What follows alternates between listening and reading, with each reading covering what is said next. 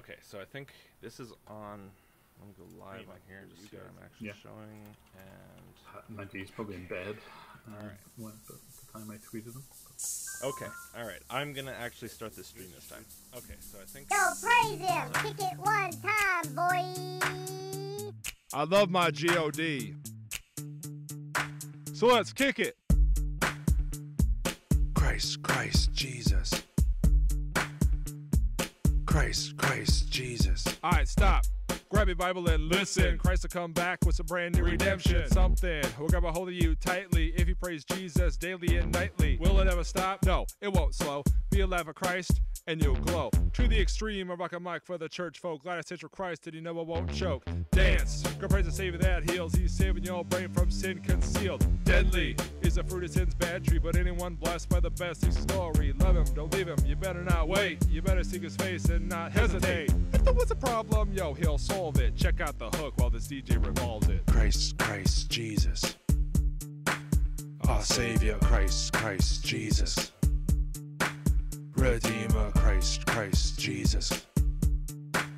Our healer, Christ, Christ, Jesus.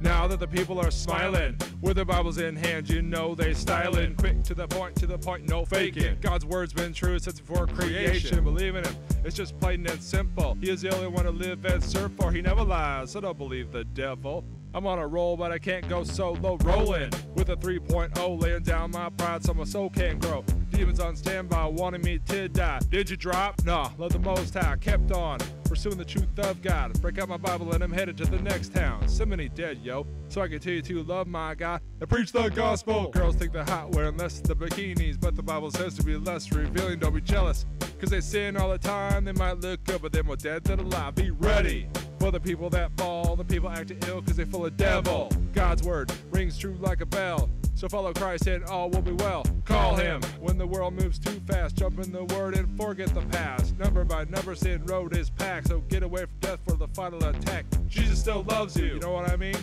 So live him back and he'll wipe the sin clean. If there was a problem, yo, he'll solve it. Check out the hook while this DJ revolves it. Christ, Christ, Jesus. Our Savior, Christ, Christ, Jesus. Redeemer, Christ, Christ, Jesus. Our healer, Christ, Christ, Jesus. Take heed, cause he's more than a prophet. Healed the blind and lame, just in case you didn't know it. He died, but rose up to the next round, to live forever and reign when the trump sounds. His purpose is to serve God's will, spread love while defeating evil. Instructed and informed of the beautiful concept. He made it right, and you want to live with him. Shine light in the shade, preach like a preacher, help them be saved so fast. Unlike an exam, it can happen quickly, faster than a telegram. Keep with the scripture when it's time to get loose, energized by the Spirit while I speak the truth. If there was a problem, yo, he'll solve it. Check out the hook while this DJ revolves it. Christ, Christ, Jesus. Our Savior, Christ, Christ, Jesus. Redeemer, Christ, Christ, Jesus. Our healer, Christ, Christ, Jesus. Jesus Christ. Yo, man, let's get it out there. Word to the nations. Christ, Christ, Jesus, he saves. Christ, Christ, Jesus, he saves, he saves. Christ, Christ, Jesus, he saves, he saves. Christ, Christ, Jesus, he saves, he saves.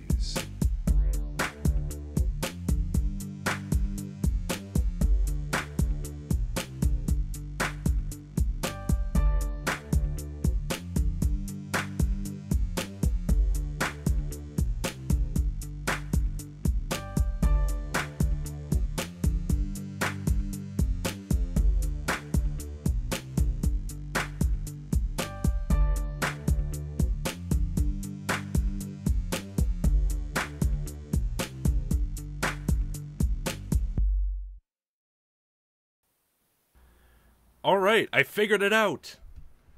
Hello, everybody. Wow! Hi. I think I had a little bit of like unmuted mics there at the start, but that's fine. Hey, we're all good. Nobody said anything embarrassing, I don't think, other than like tweeting at someone who might be asleep. So I think we're all right. EZET is not that creepy reading. In case you thought that creepy reading sounds a little bit different, that's because that's not that creepy reading. So He has never sounded that cute in his life. I left the same label on you because I am an incompetent hack. But it doesn't show. I mean, my goodness, look at those backgrounds. That's very impressive. Yeah. Logic, you're only in my left ear. Oh, it's not just me. Okay, hold on.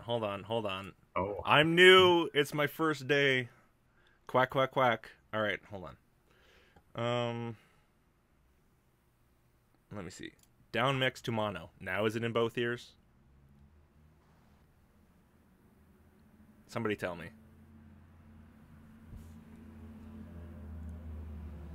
I'm seeing the chat on the screen and everything. This is great. Everything worked, I think. Except for the new subscriber thing. That's still showing a person from, like, ages ago. Yeah. No, it looks good. I like the little fire burning in the background. Kind of feel those flames already. Somebody in chat tell me if this is actually in both ears now. Cool. Oh, we got a yes. Cool. That's great. Beautiful. Oh my god. Okay. You did it. That wasn't all just my technical issues. That Creepy Reading's also having technical issues. So, yeah, we're all over the place. Apparently his audio jack is, like, completely fucked. So, yeah, I got Jim Browning here, and I got Ezeth Original, i.e. That Creepy Reading. Yeah. So. Yeah. Good morning. Good evening. Yeah, you're like over there in the Europes. Yeah, it's 7 p.m. here. I'm in the UK. Yeah, but it's lovely to be here. Thank you for having me along. Thanks for coming on. I heard in the chat that you haven't done that many live streams. I've done exactly 4, and I deleted one of them. If you can count them on one hand, that is not that many. I can, yeah. And I must say, I'm now looking at your production value of all of the stuff you've got on your screen. It puts my live streams to shame. I'm going to have to do something now. The next live stream I do will be a little bit more like this one, I hope. This is the very first one I've done anything like this, and it's really just a built-in, like, Streamlabs theme. Oh, that's pretty good. Except for the background, like the fire backgrounds, that's just like a stock fire video. So you should get your little cave as the background, and the logic room, which kind of always creeps me out. I must say, anytime I watch your videos and you kind of look at that room, you think, what is going on there? I could always just do this and, like, have, like, the vagina dentata tree. That would be good. Yeah, we could expose the dentata there if people are into that. I know some people are really into that. So who did your artwork anyway? What was the guy's name who did this one? You know, my main background is Spooky Panda Girl. I don't remember the guy's name off the top of my head. I have him linked in every one of my videos, though, in the description. So yeah, sorry, whoever that was. I don't remember your name off the top of my head. Yikes, awkward. It looks cool anyway. Yeah, this one's fun. You know, obviously the very first comment I had as soon as I used this one was, "Why does that tree have a vagina?" And yeah, I can understand that, with teeth as well. Yeah, vagina with teeth. Well, of course, this is hell. It's got to have teeth. Right. And there's still the logic octopus arms at the bottom here as well. Yeah, octopus arms all around. That new subscriber's not updating. I know I've got some new subscribers, so Justin H, you probably get to be featured for this whole stream. Lucky you. I'll move you back over here because this is just going to creep people out. Yeah, and to Zero, Jim Running is very definitely a Logic fan. Yeah, and there's so many different... I guess we do quite different videos, but yeah, I'm a big Logic fan, yeah. I honestly feel like we sort of are... in a way, it's similar content, because, I mean, it's all about, you know, how not to be taken advantage of by someone's bullshit. Yeah, exactly. Yeah, it's not that different. Yeah, we're major skeptics, I guess, because, yeah, you have to, whenever you're kind of dealing with people who scam all the time, and for me, anyway, if you're talking to a scammer, he's so well versed in it that he nearly begins to believe it himself. And I'm pretty sure that's exactly what's happening in most of your videos as well. They can't, all of those apologetics can't all be knowing that they're talking crap. And, you know, they're bound to know that. I think some of them at least do believe what comes out of their mouths most of the time. But I know that the scammers that I talk to, some of them absolutely know that they're scamming. Some of them kind of give you a convincing story that they might be kind of reading off a script and this is just their day job. But deep down, I think they know, most of them. I've seen that before too, where some people seem really unsure. Like they get a job, they're given a script by their boss or whatever. You know, read this, check event viewer, run tree, run netstat, tell them this, and they don't know a damn thing about computers, and they just go, okay, well, I guess I'm doing tech support. Up to a point, though, because I mean, I've had lots of guys would say to me, "Yeah, I'm just reading off a script, and you know, I don't really know what I'm doing." And then the same guys will like type something out or cut and paste something so that it says you've got like a virus or something. And you think at that point, well, even the most dumb person who's reading off a script will know at that stage that it's obviously a scam. Oh yeah. So I don't know. I think the vast majority of them know exactly what they're getting into. I mean, it's so well known now that you couldn't possibly get into a call center and run that sort of script without knowing what you're doing. Yeah, that's true. If your script involves typing while tree is running, you have virus. Computer must be, I don't know. Yeah, but it's not like they tell you when they hire you, though. I don't think, that's true. I think if you look at the job ads, and I've seen a few of them, the initial view is, you're going to help like people in foreign countries and so on. And I think they kind of maybe weed out or sift out the people who are prepared to go a little bit further. And then they kind of put them into the scamming office room. But I was even trying today to see if I could get hold of anyone, see if they're going to be honest enough to kind of admit to what they're doing. And, you know, you get the very odd one who's kind of doing, like, I'm only doing it for a bit of money. And that's what most of them do. But hey, you know, I guess jobs pay, and in India, where most of them are, I suppose it will be hard to get a job. And that's unfortunately where most of them are. I have had the odd US scammer. Mostly in Florida, I've got to say. But 99% of them seem to be in India. Of course it has to be the fucking Floridans. They're both. I managed to get their IP address and kind of ping them into. I think one of them was in Fort Lauderdale and the other one was Miami Beach, somewhere around there anyway. It's got to be a little dangerous being an American scammer. It's got to be a little easier to get caught or something. Yeah, there seem to be very few of them anyway. But I was I had to upload the video because it was so unusual that it wasn't India. And I get a lot of comments to say, well, you know, do you not get scammers from elsewhere? And kind of not for me anyway. You can always stick IP address traces down, and, you know, 99+% for me anyway seem to be in India, sadly, which is a real pity because actually the majority of people who are in India, you know, absolutely detest these guys just as much as anybody else.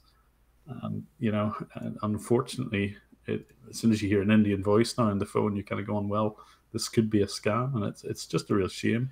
That is unfortunate. It's really not helpful for society. No, and I think I get a lot of comments from people who are in India going, you know, we're just as much against these guys as everybody else, and yet, you know, unfortunately, a lot of the advice that I give is, like, if you hear an Indian voice, just be careful because it could well be a scam. And it is sad, you know, because it shouldn't be like that at all. I work with a lot of people in India, and really the nicest and very hardworking guys you would imagine, you know. Yeah. I'm just adjusting Izeth's name. Yeah, it really sucks. Like, do you ever get people... Well, whoa. It's not stopping. Uh-huh. It's just... Okay. It gets lived on. Fuck it, good enough. That's where your name lives now.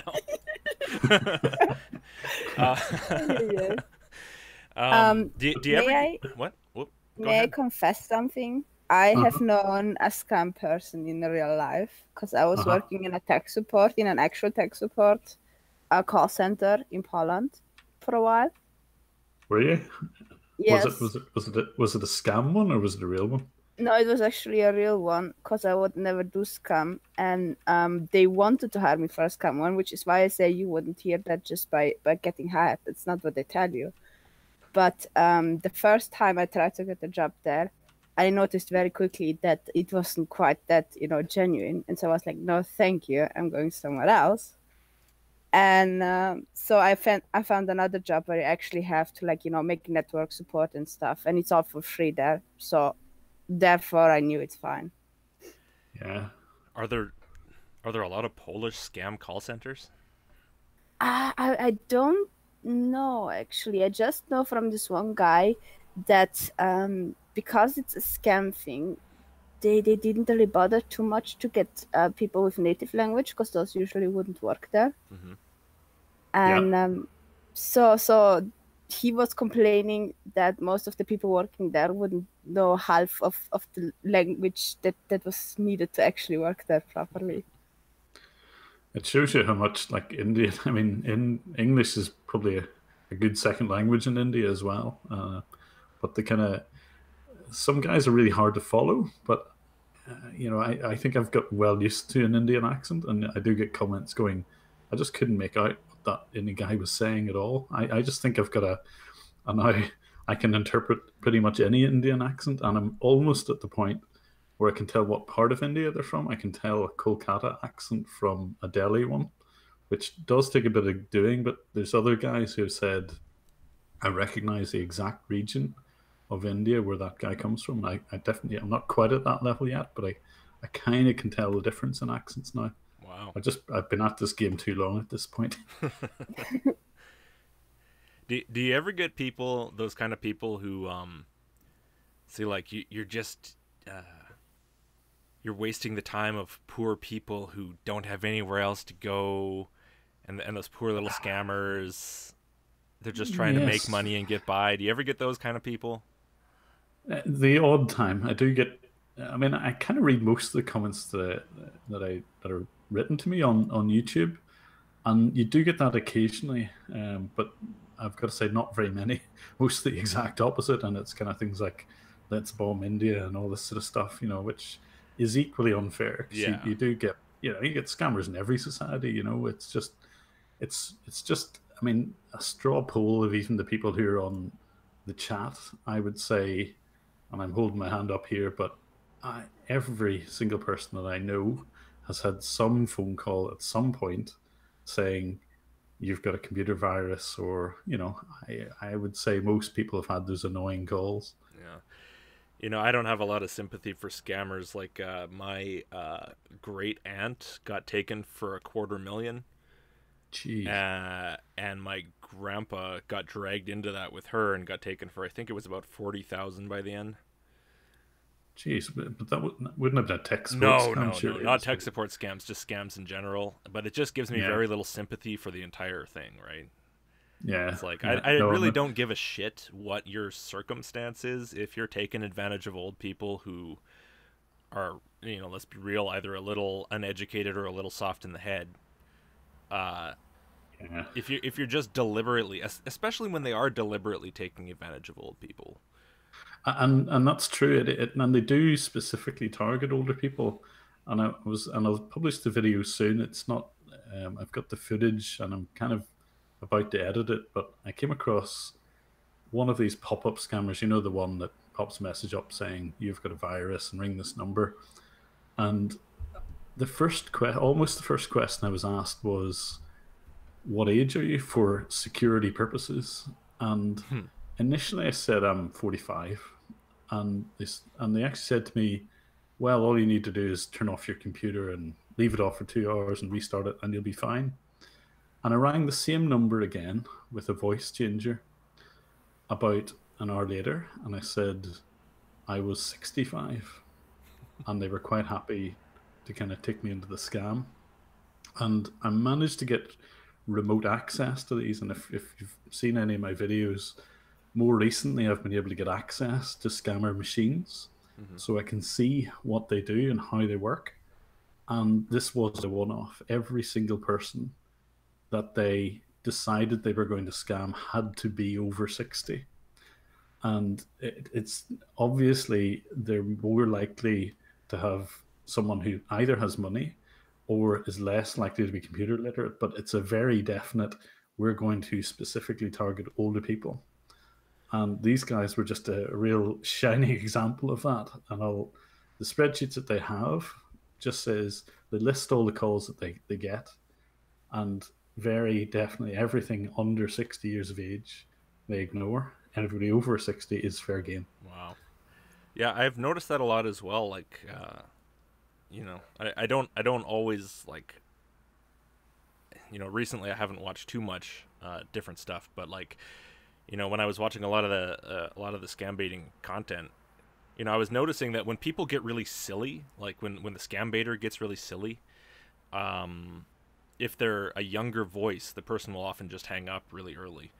And then if they're an older voice, they can get incredibly stupid and just waste time and tell like long-winded stories and just be generally an idiot. But if they have a voice changer and they sound old, that scammer's going to stay on the line for like 2 hours.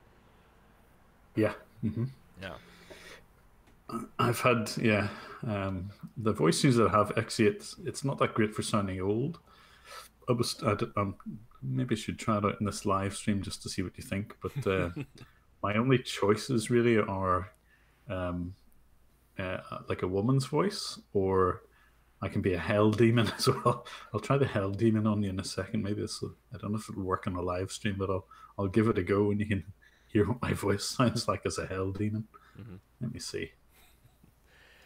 Is this gonna a couple work? People mentioning Kitboga. Yeah, that's a good example of like a person who uses a voice changer and gets really silly and actually manages to keep the call. Yeah, exactly. I like Kit. I'm a fan of Kit's as well. I'm a subscriber to him too. Mm-hmm. People keep telling me as well we should try and kind of collaborate with him or Hoax Hotel or something. So I'll maybe reach out to him at some point. I've never done that, but like do a dual call kind of thing where you're both on the line. Maybe. I mean, he's kind of more into the let's wind them up. I'm more into I want to find out who these guys are. Yeah. So yeah, maybe there's a bit of room for both of us. You know, I think it's good to have all these different approaches to it. I mean, it's all necessary. So yeah. Well. Yeah. I mean, yeah. I do like Kit stuff. Like some of the grandmother stuff is really good. I like those. Yeah, he's got a pretty good voice changer actually. Like I think he has a hardware voice changer actually. Yeah. No, this one's soft. This was MorphVox Pro is what I use, and it tends to be okay. Let me see if I can. Oh, there goes my own voice. Nope. I was wondering, is that my voice change or not? Everyone in this town has a loud fucking car. Yeah, sounds like it. But you guys must have had scam calls at some point as well. You know, honestly, I don't get too many scam calls myself, but you know, I've heard from my parents. They're like, "Hey, have you been getting like 10 million scam calls from CRA?" I'm like, no. Where did your phone number end up, I wonder? And like emails, they're getting all kinds of scam emails and all this stuff, and I'm like, who are you giving this to?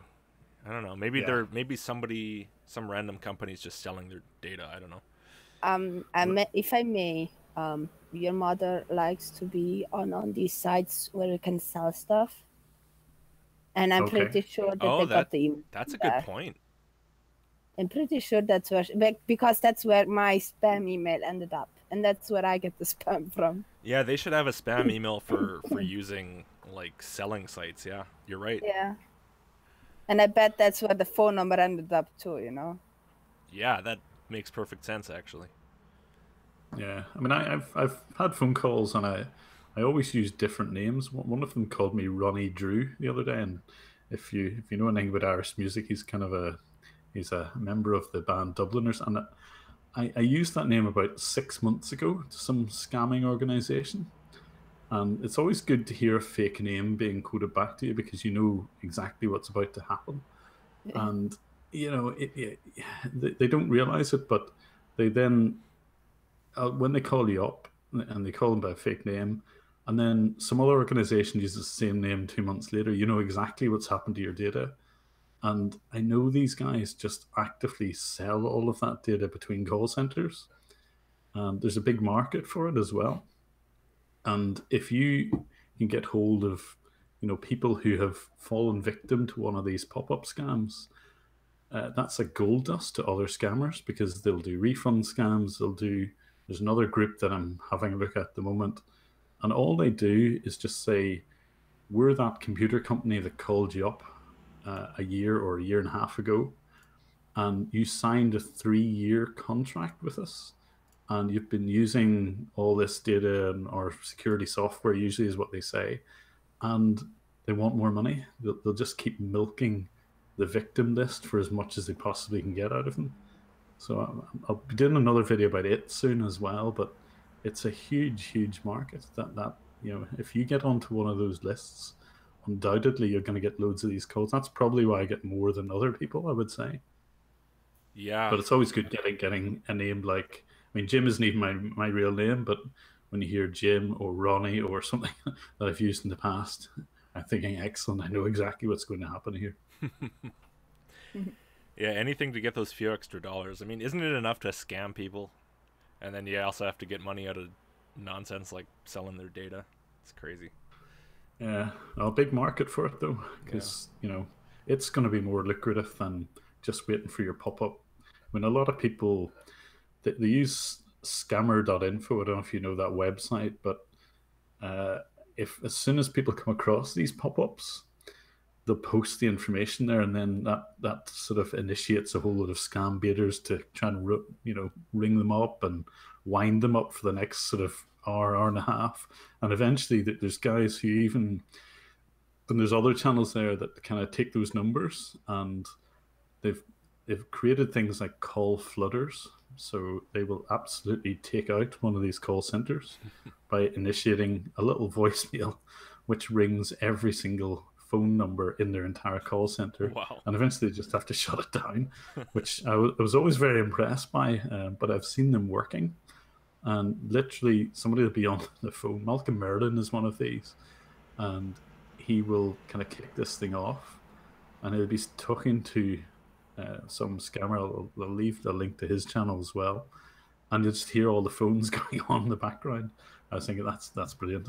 I kind of wish I was into that sort of thing or knew how to do that stuff, but I always think it's always good to get one over on those guys. But that is one surefire way of closing down a call center, is to fire up the automated calls like that. Yeah, that's kind of next level. It is. It definitely is. That's intense.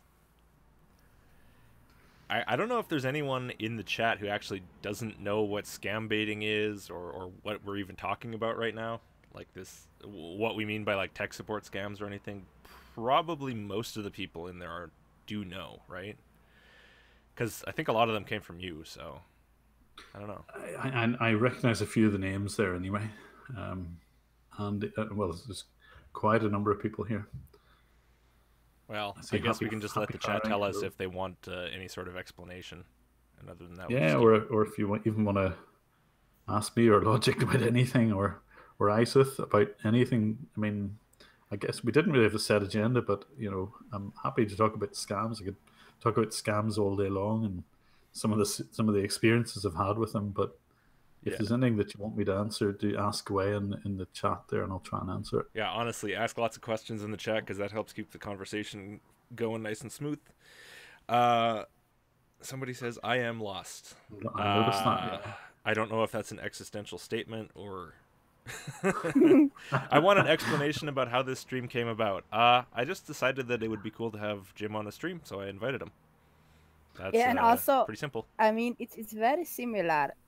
When we go against religion, we go against scammers. There are people who tell you, yeah, give us money, give your church money and whatever, because we're crazy person in the sky who gives you a fancy afterlife. I mean, it's just a much older scam, but at the end of the day, it's a scam.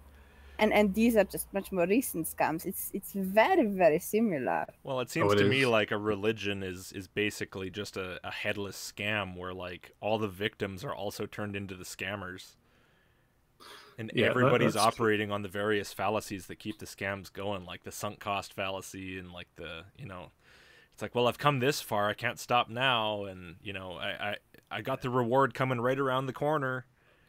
You know, I think if you're a skeptic at all, yeah, you're less likely to be scammed. If you kind of accept things blindly, unfortunately, I think you're more likely to be a scam victim, or indeed religious, dare I say. But yeah, I'm an atheist myself, and it depends the way you're brought up, but I eventually get to a point where when you get out of your childhood, particularly even if you've been brought up religious, and you think, I'm going to ask some fairly basic questions, and if you can't get very straight answers or answers that seem confusing, and you're kind of relying on somebody's rhetoric about, I don't know, either something religious or other, and you think to yourself, hang on, this isn't very clear. yeah. And I'm kind of an engineer, a scientist, and when you start hearing things where you don't get very straight, clear answers, then you go, well, can I ask a few more questions? And again, you don't get straight answers. And you think,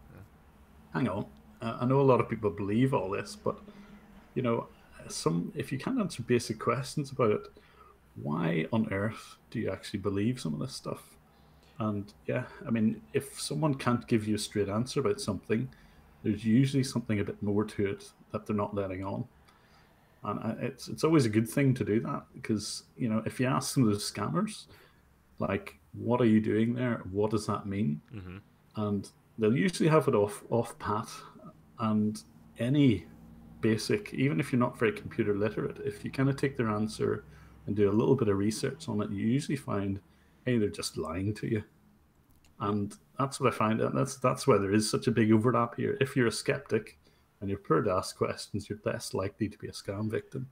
I always find it funny, like they either don't seem to know the answers to the questions, or if you ask them simple things, like if they say, like, we need to sell you anti-hacking software, we can't start fixing your computer until you buy the anti-hack, antivirus, whatever software that we have to sell you for $700. Yeah. And so you say, okay, what's it called? Mm-hmm. And they can't answer it. Yeah. Yeah. That's right. Big red flag.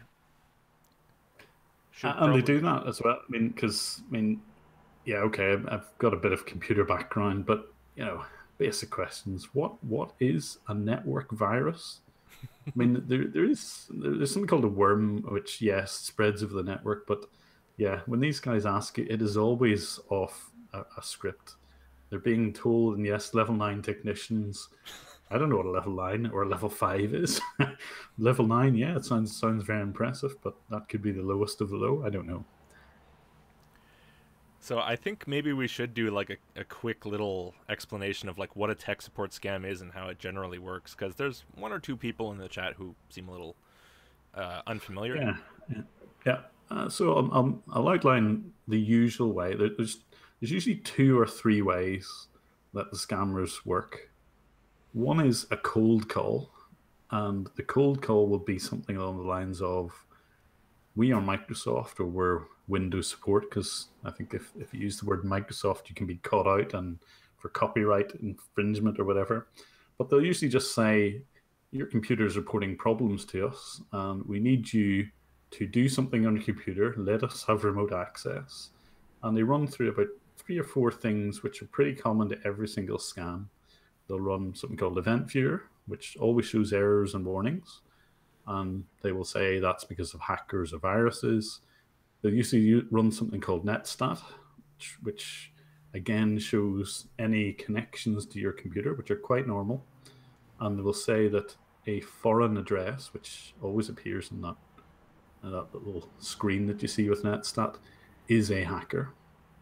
And usually there'll be 1 or 2 other things that they'll typically run. The usual one is they'll run something called MS Info 32, and it shows these drivers, which are usually started and stopped manually. And they'll say, those aren't running. And because they aren't running, that is because they should always be running, and therefore you're vulnerable and you're going to have hackers on you. There's a few other things that they do, but that's by and large the most of it. But that's one way that they'll contact people. So it'll be a cold call. The second way is you'll just be surfing as normal, and you'll see a big loud pop up, usually with a voice or a beep in the background, which says, hey, you've got a virus and you need to call this number urgently. And it's constructed in a way that you can't unlock your browser easily. It just sort of keeps on that screen. And unless you know to kind of kill processes, which a lot of older folks don't, they'll basically see as they don't have a choice, they have to ring the number, and exactly the same scam happens. And the third way is you'll just do a Google search, and maybe you do have a problem, say, with your printer, and you'll search for something like, I don't know, Epson printer support. And as part of the Google list, there will be a phone number which has nothing to do with Epson, and there'll be a scammer at the end of that. And they will run through exactly the same scam as I mentioned, but invariably it ends up where they've convinced you you've got some sort of virus or hack, and in order to, well, resolve the problem, you're going to have to buy something from them, and miraculously they kill the browser, and all of a sudden they fixed your computer. You don't have your problem anymore, you don't have your locked browser, maybe even your printer's fixed, but they have duped you. And most often the people that I've spoken to are not even aware that they're scam victims. So that's why, in fact, that they're usually quite good about customer support. They'll even phone people back the following day, which a lot of big companies don't, and say, look, is everything going okay? You know, don't have any of these problems with your pop-ups or whatever. And yeah, most people will be quite happy with the service. And indeed, they may even give you proper computer support after the event. So they kind of, it almost reinforces the fact that these guys were legit, even though they kind of lied out of their faces the first time that they spoke to you. So it you know, whenever it comes to scam baiting those sort of guys, I have no sympathy at all, because they really do run a script and, you know, are prepared to take money. After that, they may just kind of shut up shop or change their numbers or whatever else, but they will say anything to get that money. And I have very little sympathy for them. But the scam baiting comes in when basically those numbers are published, and people like Kit and I guess myself to a degree and others will just bring them up and, you know, try and drag them along and try to really just keep them occupied for as long as possible. Some people like Kickboga do it really well because they will also wind them up. I kind of like what he does, but you know, the scam baiting is all about, can you actually reverse a bit? Can you get a bit of a laugh out of them? But the holy grail is to actually get them to pay you somehow. And I've seen a lot of people try and do that as well. So that's the kind of next level of it. But yeah, scam baiting, it's, yeah, I mean, you've seen it with all sorts of scams. There's 419 scams. And if you've ever seen 419eater.com, that's a really good website to go to see what people do to kind of wind these guys up. And some of them are unbelievably elaborate. Yeah, that's the Nigerian prince scam, right? Yeah. 419's that's the penal code or something like that in Nigeria for those types of internet scams. You know, those are usually email based, but some of the stories that you get out of that are, I really like 419eater.com. If you want to have a look at that website for some of the ways that they can get little scammer trophies, and quite often they'll be, you know, they'll get either money out of them or get them to do ridiculous things and get little photographs of people, you know, wearing all sorts of paraphernalia or holding up weird messages and stuff. Well worth looking at that website. It's amazing that the scammers. It's amazing that the scammers actually fall for that.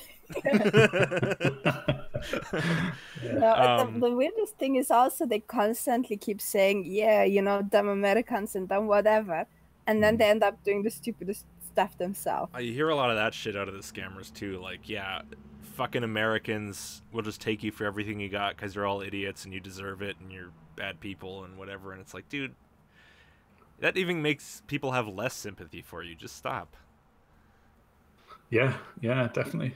And actually, 0132, you just made a comment there about sometimes you can, or I have personally got into scammer online payment gateways, and I know other people have been able to do this, actually refund directly some of the scam victims.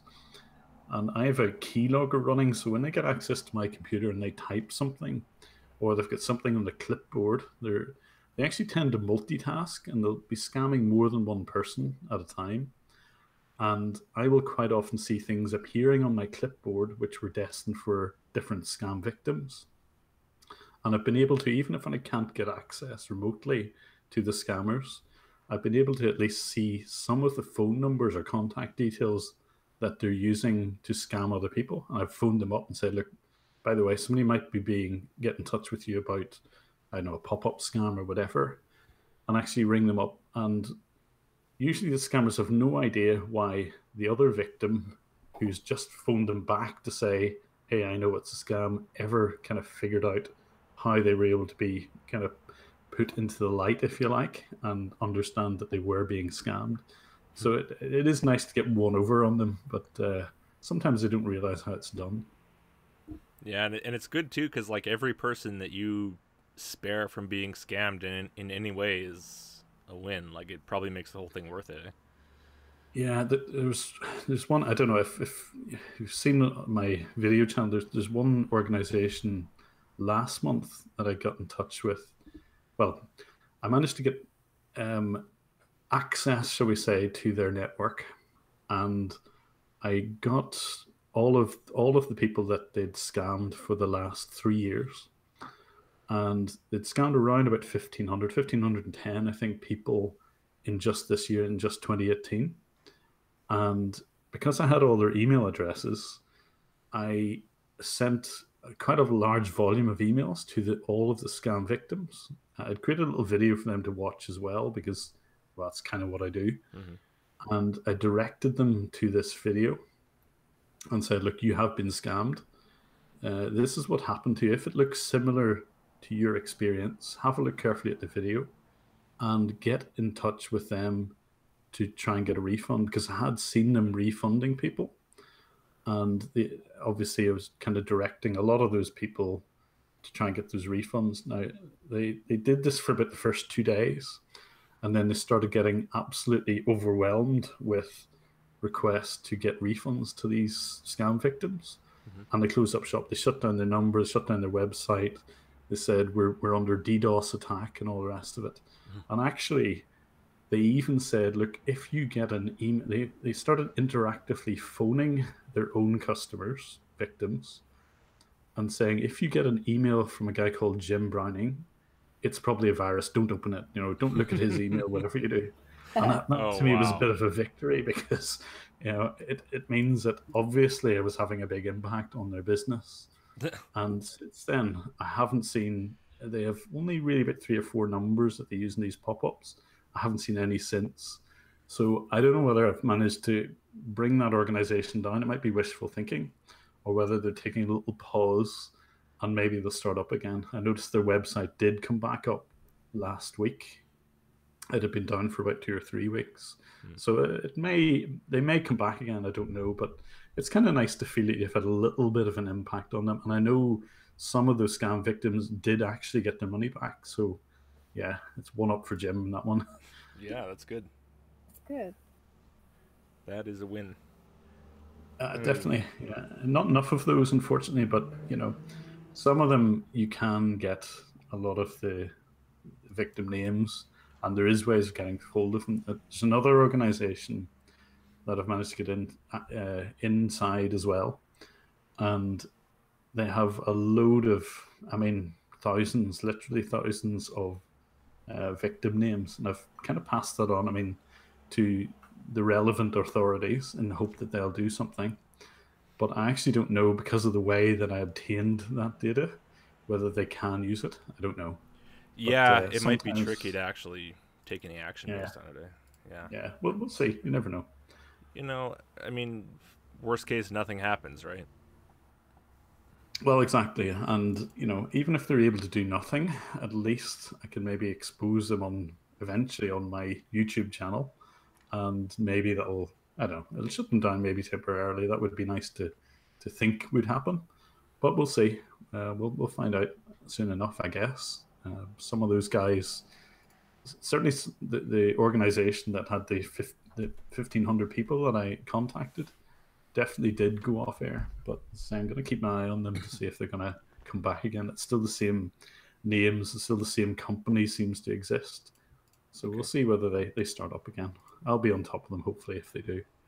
Oh, I'm sure you will. Let me take a look at the chat here and just see what's going on in here, because we've skipped the chat for a little while here. What exactly is the sys key? That was actually answered in the chat, but yeah, it's like they took that out of Windows 10, right? Like they don't have. They did, yeah.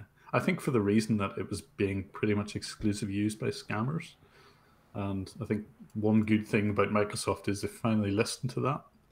You know, it seems like such an odd tool to include by default. Yeah, and like, I think it was about security initially. You could encrypt your own user account in a way that only you could get access. But yeah, far too easy for scammers to use. Yeah, I mean, you click a couple buttons and you have a ransom available computer. Yeah, I see Andy's just asking there about why do you think Indian scammers use clearly false English names? I've asked that. I can actually answer that. I can answer that because that is something that is very common in tech support. Many people, especially if they're foreigners, have pretty much unpronounceable names. And so what they will do is they will take a name that is easy for you to pronounce, that is easy for you to say, so that you can, relate to that person. That is actually not something that is only, a scam thing. That is generally something that they do in tech support. Especially, I mean, you will have a lot of people who, whenever they had like a normal support where you actually, ask the company and then you call up, they will send out the call somewhere to India or somewhere else because foreign support is just easier. And you will have some complete stranger have a completely English sounding name, and you will always be surprised, but that is made on purpose. I gotta be honest though, like if you're legit tech support, I'm probably gonna trust you a lot more if I think that you're actually based in India, your tech support call center, and you tell me your name is Mike. Yeah. I'm probably not gonna trust you as much as if you tell me your name is like Rajiv or something. Yeah. I don't know. Some of them will use their real names, but yeah, you're right. They mostly are unpronounceable. Although, whenever you're talking to some tech support person, you tend not to use your name anyway. So yeah. I think mostly it's as you say. It's probably just to kind of make a more English pronounceable name, but equally it's to also hide their identity, of course. Even probably in normal tech support, you probably have a lot of older people calling who grew up around people who are all named John and Bill, and it probably is just a lot easier, I guess. Yeah, but like think about we had in our tech place we had a girl in German tech support, and she was called Nina. Nina is a German name, and that was because her father was German. So obviously, she could just be called Nina. She would just take her own name. Should be, hi, I'm Nina.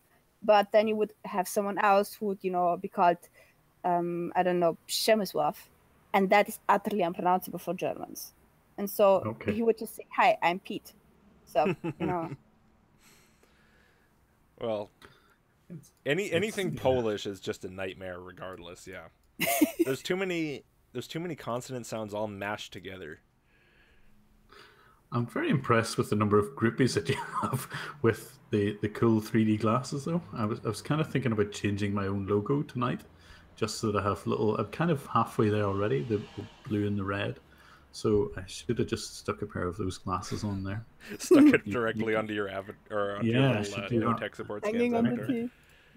If you get me back in one of these, I'll definitely have to get onto the old Photoshop, and we'll get that on. Izet does that because we're married and we all wear the same. She actually converted. She used to do videos just talking at the camera, and then since she moved here and started to and then we started living together and everything, she has like the mask and the 3D glasses and the top hat and everything. I've seen the videos. Yeah.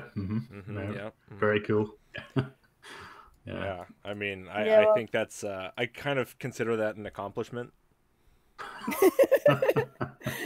Well, it's I had my what was it? My 30 square meter house place to live in, and I had just the table in front of me, and I would put like a photo camera, not even like a video camera, like a photo camera, and just push record and sit back, and then I couldn't remove too much because otherwise I would throw it over, and so I was just sitting there as calmly as possible and talking to the camera. But the moment I moved to Logic, he has this green screen, this huge green screen. There's no desk or table where you can put anything similar to my little photo camera, and then you have like this super giant video camera thing looking at you, and you have to be standing. So I'm like, okay, my former way of video filming just doesn't quite work anymore. I haven't got as far as the green screen yet, but I don't know if I ever will. I think I'm a little bit like you. Although you probably do this for a different reason, because I'm uncovering tech scams.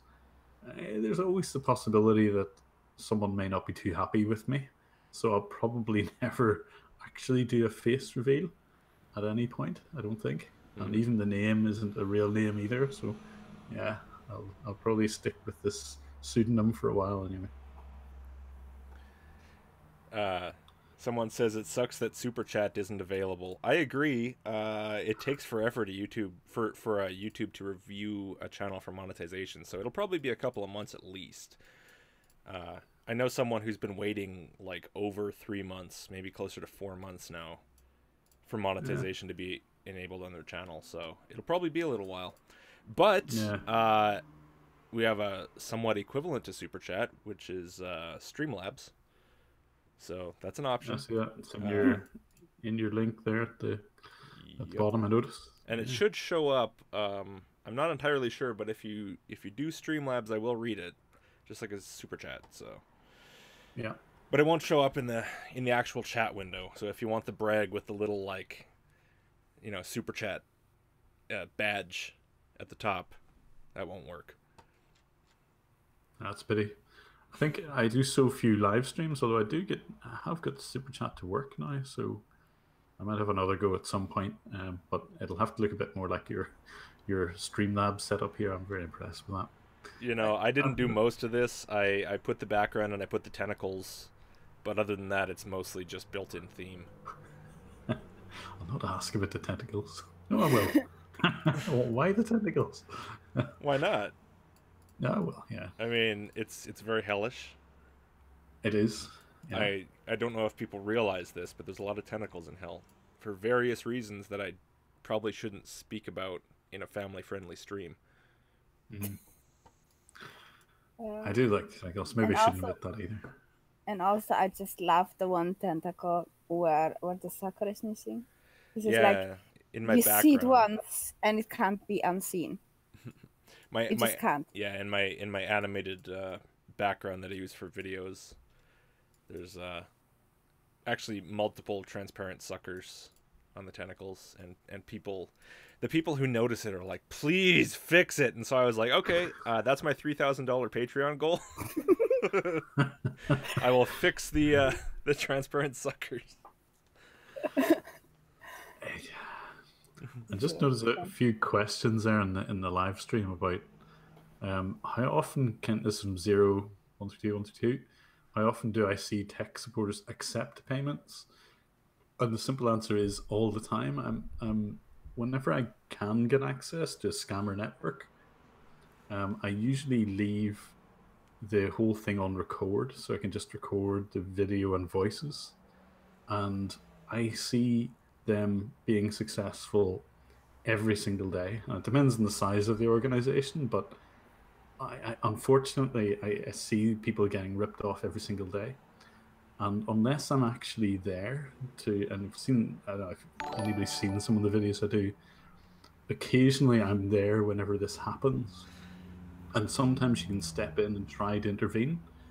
And it's nice when you can do that, but equally, if I've left something on record, I can see people just handing over credit card details all the time.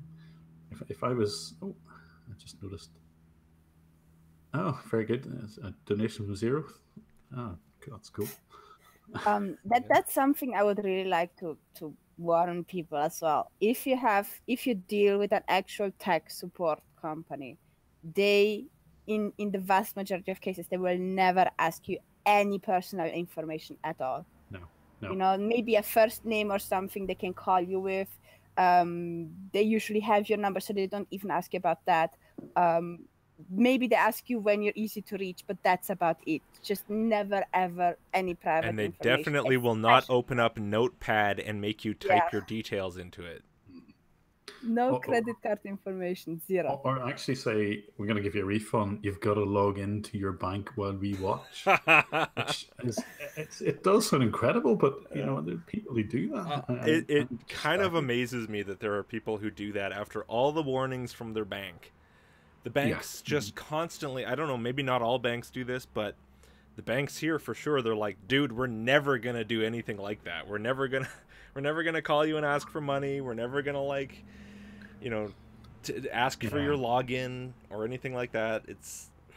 It is kind of basic stuff. And, you know, I always, one of the other notes that I always get is, who the hell falls for this? And the answer inevitably is, it's somebody who's a little bit older and isn't familiar with computers. But yeah, I think that the bit where you log into your bank to get something, just, you know, to me, I still find it incredible that people do fall for it, but it does happens every single day. And I could nearly show you on the live stream it almost happening live, but for obvious reasons I wouldn't do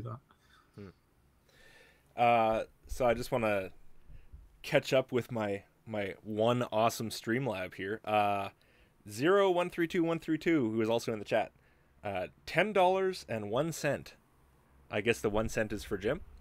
WTF is a Streamlab. I apparently clicked a link and went to the wrong window. Logic help, please. And then there's a little sad face.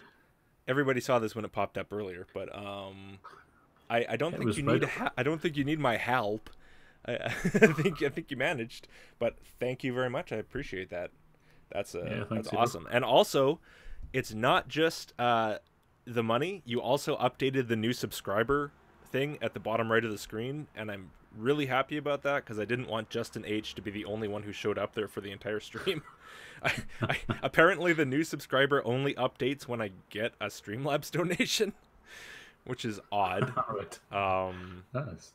But fair enough, I guess. Thanks Streamlabs for that feature.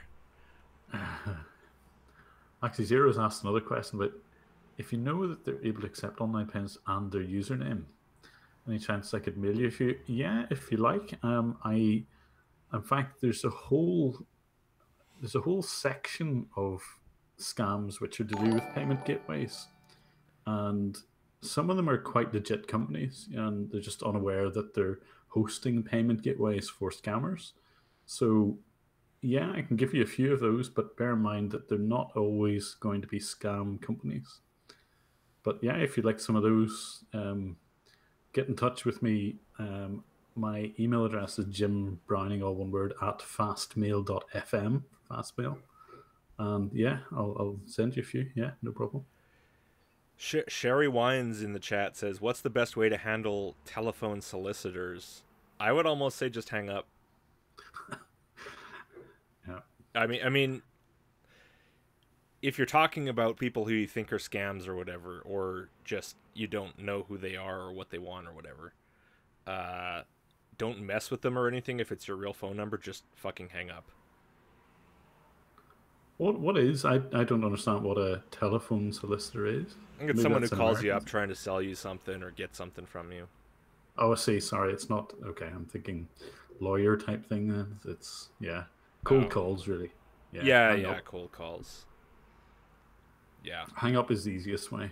And I hate to say, if it sounds like an Indian accent, even more reason to hang up. You know, it sounds so shitty, but it's actually really true. And it is. It unfortunately, and a lot of big companies as well are using Indian call centers, which doesn't help. But unfortunately, I think that's what actually a lot of the data sources are. They're unscrupulous people there who will get hold of that data and sell it on to scam call centers, sadly. You know, and that really, like, I really hate how that does actually kind of fuck over, like, genuine Indian call center workers over here and in other places who, or even over there, like, who are just trying to do their job, and then people are going to hang up on them just because of how their voice sounds, and it really sucks, but people are just trying to keep themselves safe. Yeah.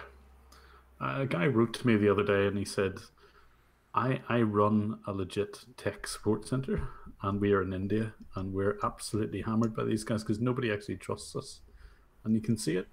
You know, I can watch scammers call thousands of people on a list and less than 1% will take them up on their scam.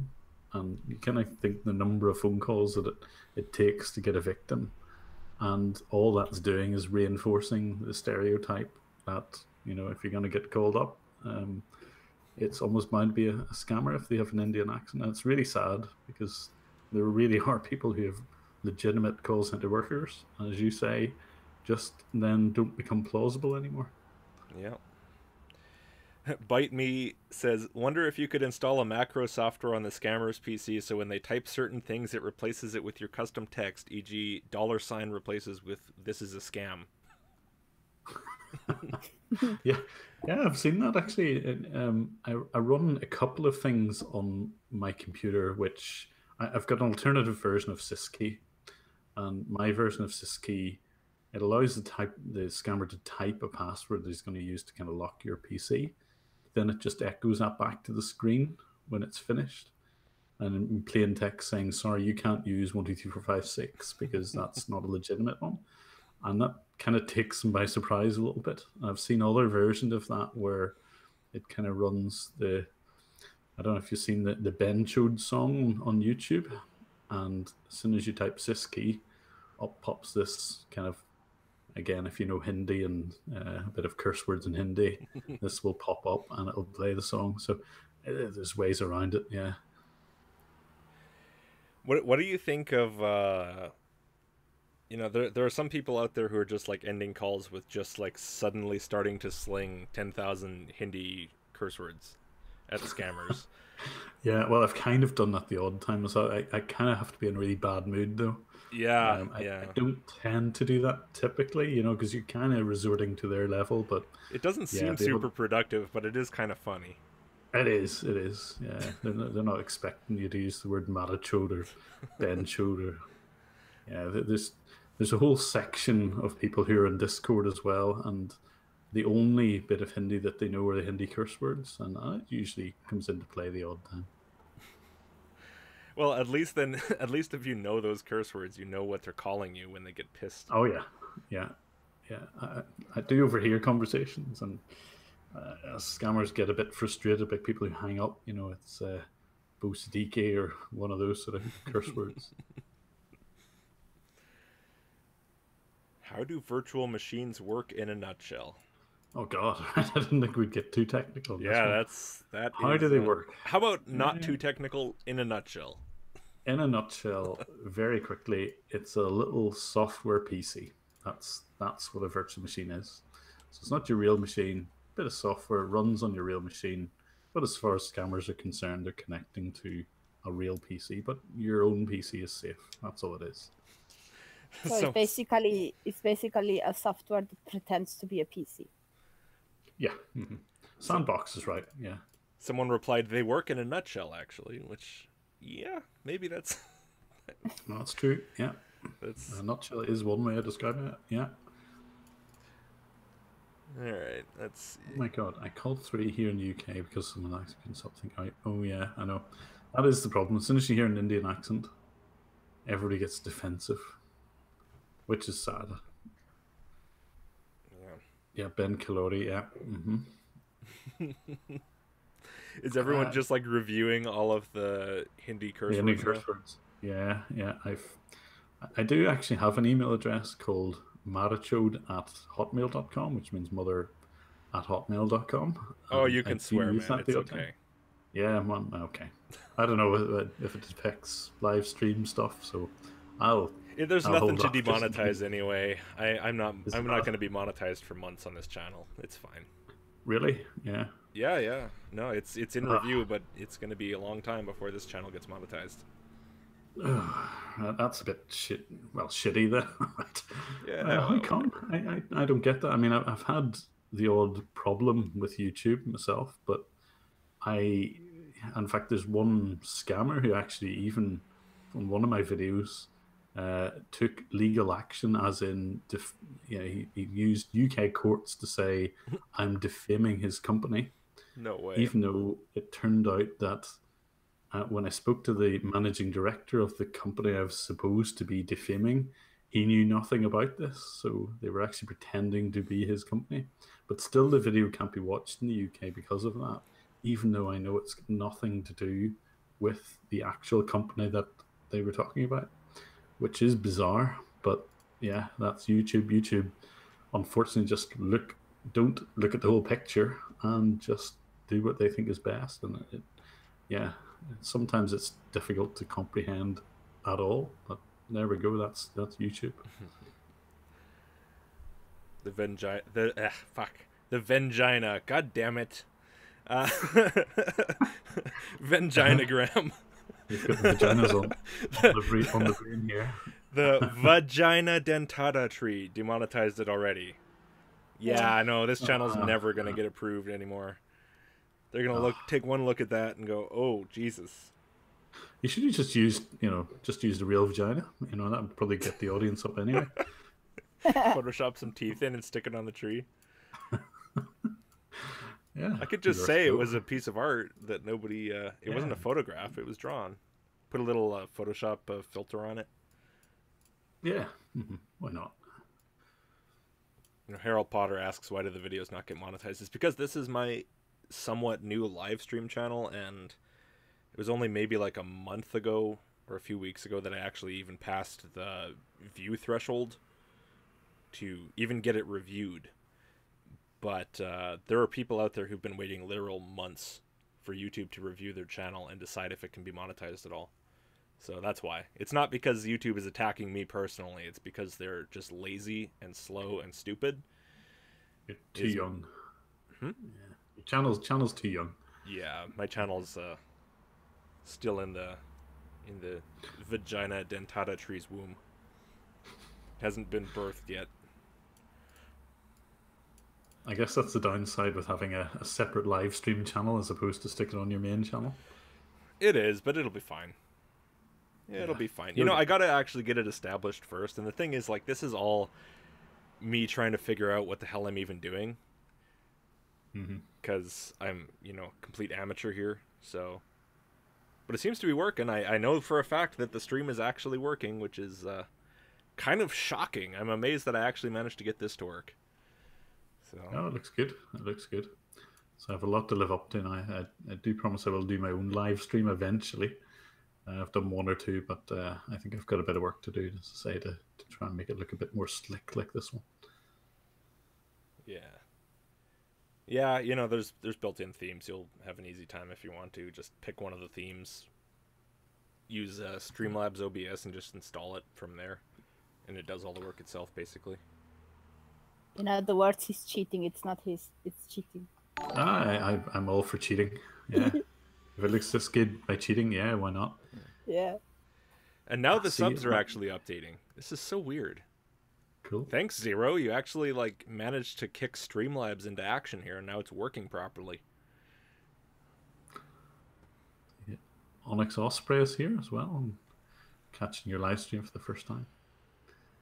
Cool. So what do you think about stuff like, I mean, I know what you think about it, but, some of the worst ones, I think, are like the IRS scams and the CRA scams, where they get you on the phone and they start screaming at you that you're going to get arrested and you have to go and get them a fucking Google Play card right now, or you have to, give them your credit card details right now and pay them $5,000. Or the police are going to show up at your door and throw you in jail for 10 years. I do. I've seen those reported a lot, and a lot of people have asked me, look, could you try out an IRS scam or CRA scam? And I actually got one of those myself. There's the UK equivalent is the HMRC, the Her Majesty's Revenue and Customs. And I've started getting some of those calls as well, and they tried to... I've got audio of this, and At some point I might upload it, but it's the same sort of thing. It's the same script. We're going to take you to court, and you got to make sure you pay this, and yeah, well, you don't have to pay the full £4,000. We'll maybe take 25% of that today, as long as you have a payment plan, all this sort of stuff. And it's I personally, again, as usual, I never find these things very believable, and they always have kind of foreign accents. And why would HMRC have foreign accents? But nevertheless, there definitely are people who fall for it. And I tend not to kind of record most of those or do most of those, because when it comes to tech scams, if they connect to my PC, I've got a bit of a foothold. I can do something. Right. They've got, they've connected. Sorry. Sorry right. about the car. Is this another loud car, is it? Yeah. But if the reason why I do tech support scams is because of the reason that if they connect to me, you have a little bit of a foothold. If they do something on my computer, I can see exactly what they're doing.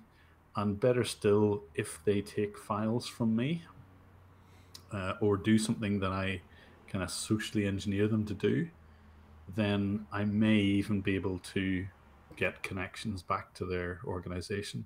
And that makes for more interesting videos. If I was just using a CRA scam or iOS scam, the most I could probably do is kind of slag them off. And I don't know, there's plenty of YouTube videos like that, so I tend not to do those, but they are just as bad as any of the tech scams. And indeed, because of the amount of money involved, it really would, it kind of devastates those people who do fall for them. I do feel really sorry for people who are in that mess, and there seems to be thousands in the US.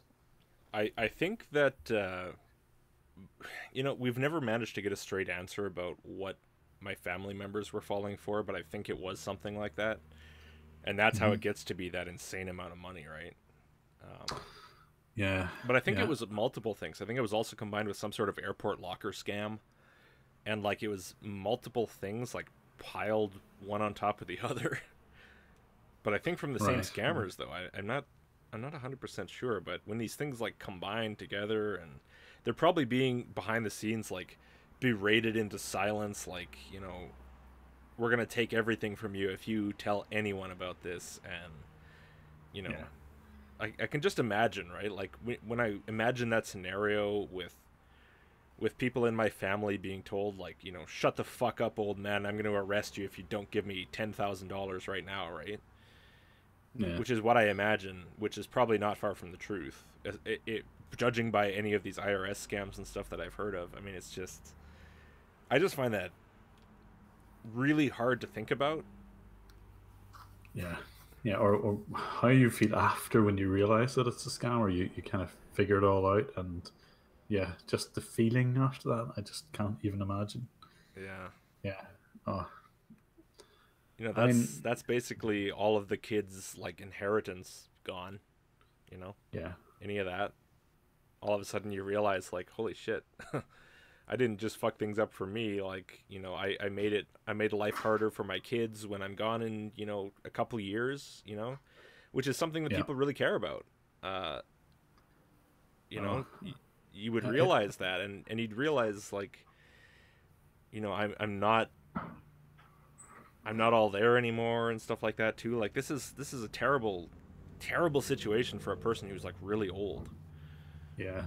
I do get quite a lot of emails from people saying, look, I have been scammed, and a lot of them actually seem to be kind of dating scams, and where there's a lot of money involved, and potentially they've kind of gone out with somebody who seems genuine, and they're asked things like, after a period of time, I need a bit of money for such and such a thing, and then they just basically disappear. And I've been asked loads of times, look, you seem to be good on the internet, can you ever track this guy down or this woman down? And I have to always go back and say, look, I'm really sorry, but although I'm kind of good with computers and all, unless somebody connects to my PC, I kind of had no footholds at all. Or they might give me like, here's this guy's phone number, can you tell me anything about it? And the answer is usually no, I can't. Well, it's a fake phone number. Exactly, yeah. I mean, I can forge any phone number at all, and it ought to be illegal. In fact, it ought to be impossible. But these days, with VoIP and SIP, there's nothing stopping any organization basically forging any number they like, and that's why even when you get a phone call and it kind of traces back to a legitimate company, it doesn't necessarily mean it's a real legitimate company. Yeah. Yeah, that's the scary part of it. Yeah, you can't.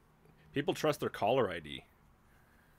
Yeah. And yeah, it doesn't work like that. Just because your caller ID says it's I don't know, the IRS or whatever it says. Yeah, I mean, I was watching a scammer today, and all he was doing was he was ringing up potential victims and saying, you've taken our software and support for maybe a year and a half, and you owe us more money. And the person at the end of the phone, I said, "Oh, hang on, I know this is a scam," and they'll hang up and they'll block the number. And I watched the scammer then go in and just edit his caller ID, change a few digits, and then ring the same guy back, say, "Hey, you're not listening to me," And if it's so easy to do that, no wonder people kind of fall for these things. Yeah, there's huge amounts of money as well. I've noticed with people who are duped into transferring large sums of money because they might be like selling a house or something, and that one of the scams is that somehow someone's managed to get access to the victim's email, have watched the correspondence maybe with their solicitor, their lawyer, about the sale of a house, and maybe this is something that may have happened to your relative, I don't know, and all of a sudden they get a new email, not from the lawyer solicitor, and saying, "We've changed our bank account details. If you want to put your deposit down for the house, you've got to use this bank account number." And because of the timing, and because maybe the email looks exactly as the previous emails did, they will go ahead and believe it. And you could see that happening, and that would be the kind of scam where you could potentially lose a huge amount of money and only realize when it's really late in the day. Yeah. Okay, let's see what's going on in the chat. A lot of people talking about John Pendleton all of a sudden. Yeah. I've been watching that series. It's very good. I got some new DVDs. I posted about it on Twitter. They're actually a different series that he did, which is kind of surprising. I didn't know there was a different series. My problem with it is he doesn't have his lab coat on, so he is clearly not a scientist in that series, and it really bothers me. He introduces himself as chemist, but of course it's not true because his lab coat is off. He basically voided all of his credentials.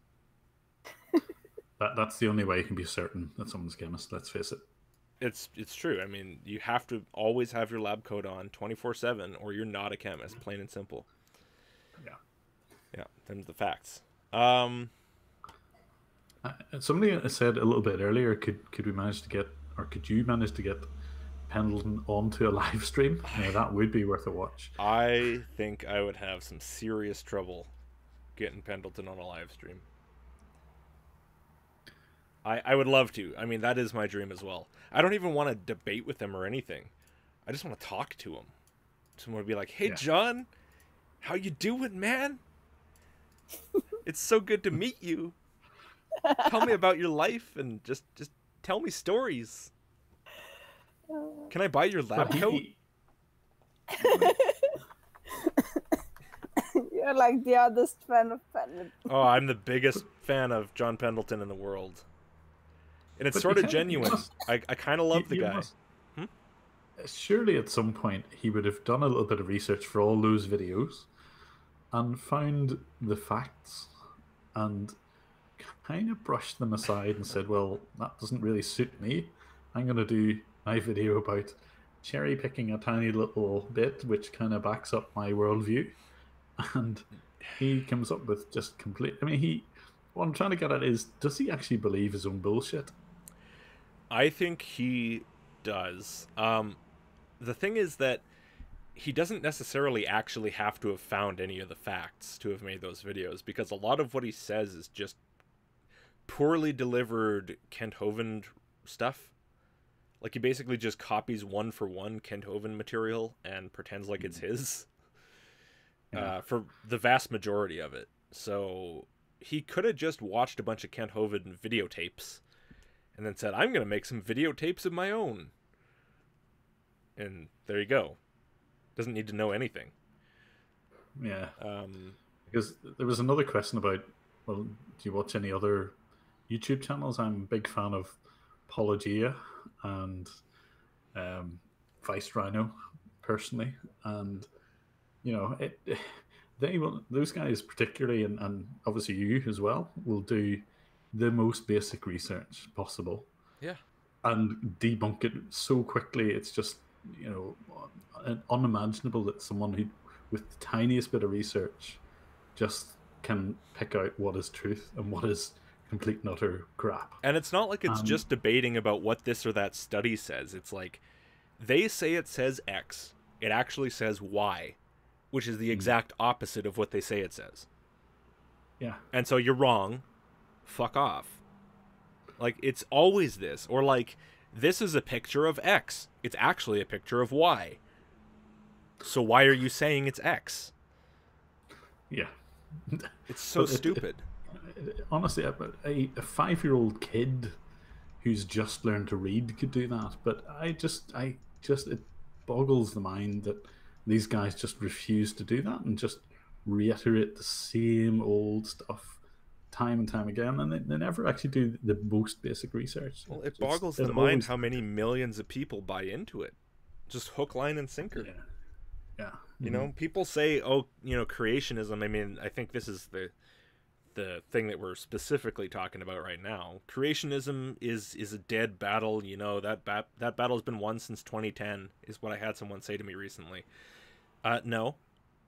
Maybe you're stuck in your little YouTube bubble where you don't get any recommendations for videos about it. But not only is it big on YouTube, but it's enormous in the real world. So don't even give me that. Wasn't there like a study from 2017 where it was like over 40% are like either just creationists or young earth creationists at least? And the majority definitely was, you know, creationist in the sense of, you know, the earth was made by God, no matter how old it is. Well, yeah, I'm sure that the majority are probably at least old earth creationist in that sense. No, but there was a high percentage of young earth creationists I actually saw. Which was very creepy. Yeah, I don't know, I haven't seen it, but I wouldn't be surprised, because, yeah, it's big. I mean, think about how many flat earthers you have, and then make that much more established, and and then you have creationism. So obviously you're going to have way more creationists than you have flat earthers, and you have quite a few flat earthers these days. Yeah, and they all seem to make videos on YouTube, which are the easiest thing on earth, literally, to debunk as well. Yeah.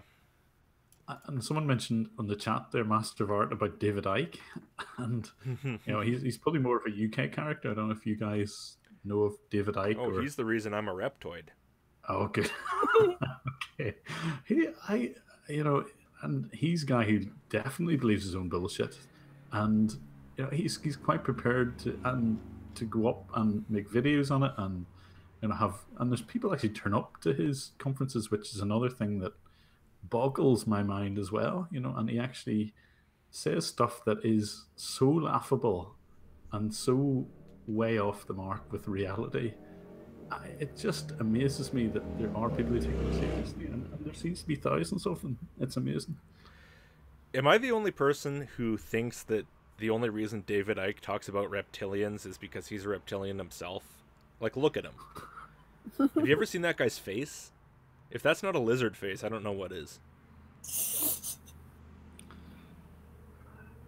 But he can fill concert halls with that. But it's amazingly, it's not for people who laugh at him. It's people who actually take him seriously.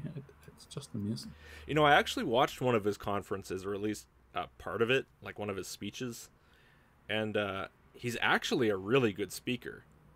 So you can see, I was surprised. I thought he would be more like weird, but I can understand sort of why people are getting hooked in, because he's really good at like coming off as like really sort of affable and well-spoken and quick on his feet kind of thing. And it was really surprising. I was like, oh, I sort of understand at least why he's able to do this now. I mean, he's completely full of shit, but his background is like he was a professional sports commentator as well. Oh, I mean, I probably wouldn't have seen him as much as maybe I did in my youth, and so for him to kind of come out as this kind of, you know, the end of the world and reptilian stuff and all was just unbelievable. And I remember at the time, whenever he started all this, everybody actually thought he had a mental breakdown. But, you know, obviously he hasn't, and he actually believes this. But it was just staggering how all of that started. yeah. He definitely was that TV presenter. So the fact that he comes across so professional as a really good public speaker, yeah, I mean, that's in his background, that's in his DNA. Yeah. I should really, hold on a second here, read this, I'm just trying to line this up properly. God damn. Okay, I have a Streamlabs that I haven't read, so Kent Hovind CPA says, what, certified professional accountant? Says, fun fact, the IRS scam started because scammers read about... This is really small, hold on. The IRS scam started because scammers read about Kent Hovind Kappa? What is Kent Hovind Kappa? Thank you for the donation. If you want me to know what Kent Hovind Kappa is, I think you have to explain this to me, though. Just say it in the chat or something. I would love to. Someone says also, speaking of Kent Hovind, Bite Me says, pretty sure the rise in Flat Earth is directly from Hovind. No. Kent Hovind is very much anti-Flat Earth. And it's very hilarious when you watch his newer videos and someone asks him a question about Flat Earth. And he gets so angry. He's like, of course the Earth's not flat. What are you talking about? Are you an idiot? Okay, now there's a siren. Like the four corners of the Earth in the Bible and stuff. You know, there's like everything in the background there. Alarms and sirens and... Oh, apparently Kappa is a Twitch thing that is like a troll face. Oh. Oh, right. Okay. I don't know Twitch things. But okay. Great. Good to know. Yeah, no, it's so hilarious to hear Kent Hovind arguing with flat earthers. Because it's a taste of his own medicine. You know, everyone else has been having to deal with his stupid ideas for who knows how long. And then he has to deal with flat earthers. Fuck him. But Kent Hovind doesn't believe his own stuff, does he? Like, he doesn't seem to. I'm doubtful. I go back and forth with him. I sort of... Well, the thing is, so often what he says is so, like, deliberately wrong. Like, there's no way that you could say some of the stuff that he says without deliberately misrepresenting what you're talking about. To the point where it turns from, you know, oh, well, maybe you just didn't understand, to you're just lying about it now. So I think, I know for a fact that some of the stuff that he says he can't believe. Because he lied about it directly. So. And the dinosaurs in the Ark, you know, he must have commissioned the Ark encounter to include dinosaurs. And he must have believed genuinely that there were dinosaurs on the Ark. And you're talking about, wait, which one are you talking about? Ken Ham? Or... Oh, no, it's just Ken. Oh, it's Ken Ham. Yeah. You're talking about the Ark with the Ark encounter. Yeah, sorry. Go for it. Yeah. I know I'm thinking of the wrong Ken there. Ken Ham is... I'm not sure if he's worse or better. I think they kind of disown Kent Hovind. I think Kent Hovind is almost too shitty of a creationism apologist to even be accepted by AIG. Yeah. Which is definitely not anything to do with anything to do with Noah's Ark is always a good one. I always use that one if I'm ever talking to particularly religious people, just to get their view on it, because you know a lot of most people that I would talk to, even if they're religious, say, well, it's just a story. But it's just the extremists who kind of, it's in the Bible, it's word for word correct, and we have to believe this, even though it's impossible. Yeah, it tells you a lot. Just that one question: do you think there was a global flood? Tells you an awful lot about what they actually think. Yeah. But Ham and Hovind together, that would be a good combination. I would love to see a debate between them on the finer points of creationism. Like, take Kent with some of his worst arguments and have Ken Ham try to debunk them in a debate. That'd be a classic. Someone says one of their worst university experiences was when a biology professor got us to read a piece from the Atlas of Creation. I'm really hoping that was not done seriously. The Atlas of Creation is by Harun Yahya, the Turkish. I think he's pretty popular in Turkey. He's like got a lot of money and weird, dolled up, like, sex women. Who sit there looking pretty and having no thoughts. It's weird. It's really creepy. But yeah, he made this Atlas of Creation where he showed, like, look, this fossil looks the same as the living organism, and therefore evolution doesn't happen. And some of them are clearly different. Some of them aren't even real organisms. Like, he had a picture in the older editions, I think, of the first Atlas of Creation. I think he has like 3 of them in the older editions, which get updated to take these kind of goofs out. But he had like a fly fishing lure and he showed, like, look how it looks the same as the fossil fly or whatever. It's like, yeah, that doesn't look the same because that's a fishing lure. It has a hook on it. I would love to know what the purpose of that reading from Atlas of Creation. I mean, was that biology professor actually trying to say, hang on, there's creation as well, or is he just doing this for a bit of a laugh? But I'd love to know that. But maybe I would like to hope that a biology professor didn't think that everything was just created in a kind of poofed out of nowhere.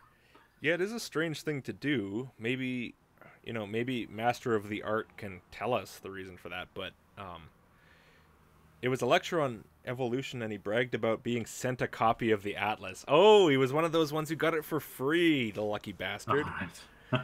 He's an evolutionary biologist, and receiving it was one of his proudest experiences, because he was on the list! Yes! No, they sent out a bunch of copies to a bunch of different scientists. And I know it wasn't just biology guys either, because I know one of the guys on 60 Symbols, like Brady Heron's channels, one of those guys had one, and he was like an astronomer or something. So, yeah. And I have seen YouTube videos where maybe biology professors, they've maybe students in the class who are kind of religious, and maybe I want to say, well, hang on, I'm obviously a creationist, and just being completely beaten down by a bit of logic, reasoning, and most of all evidence for a creation, or against the creation. And it's cringy sometimes. It's so sad when my favorite thing when debunking really anyone, but especially people who are trying to bring forward facts, is just going, this directly contradicts this, right? Like, you said these 2 things in 2 subsequent sentences. Like, one sentence, then the other sentence, and the second sentence directly contradicts the first. It's literally the exact opposite of what you just said. That's the most fun, because it's just such an extreme level of incompetence that it's almost unbelievable. I have to listen to those like 5 times over sometimes to even get it through my brain that, yes, that's what they actually said. That's what I like in your videos, actually. You're not shy from mentioning this as well, which is a really good thing, Yeah. Well, that's my favorite thing. There's a clear argument against someone is to use their own material. Yeah. Yeah, that's the absolute best. Like, it's all well and good to go to some paper or something and say, like, and read through it and say, like, this is what it says.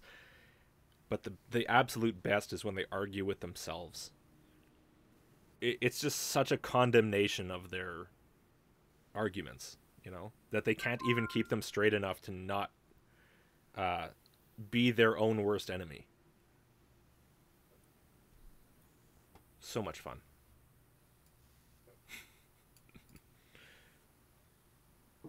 Ken Ham, just looking to at least acknowledge more or less that evidence doesn't support the Bible. That's true.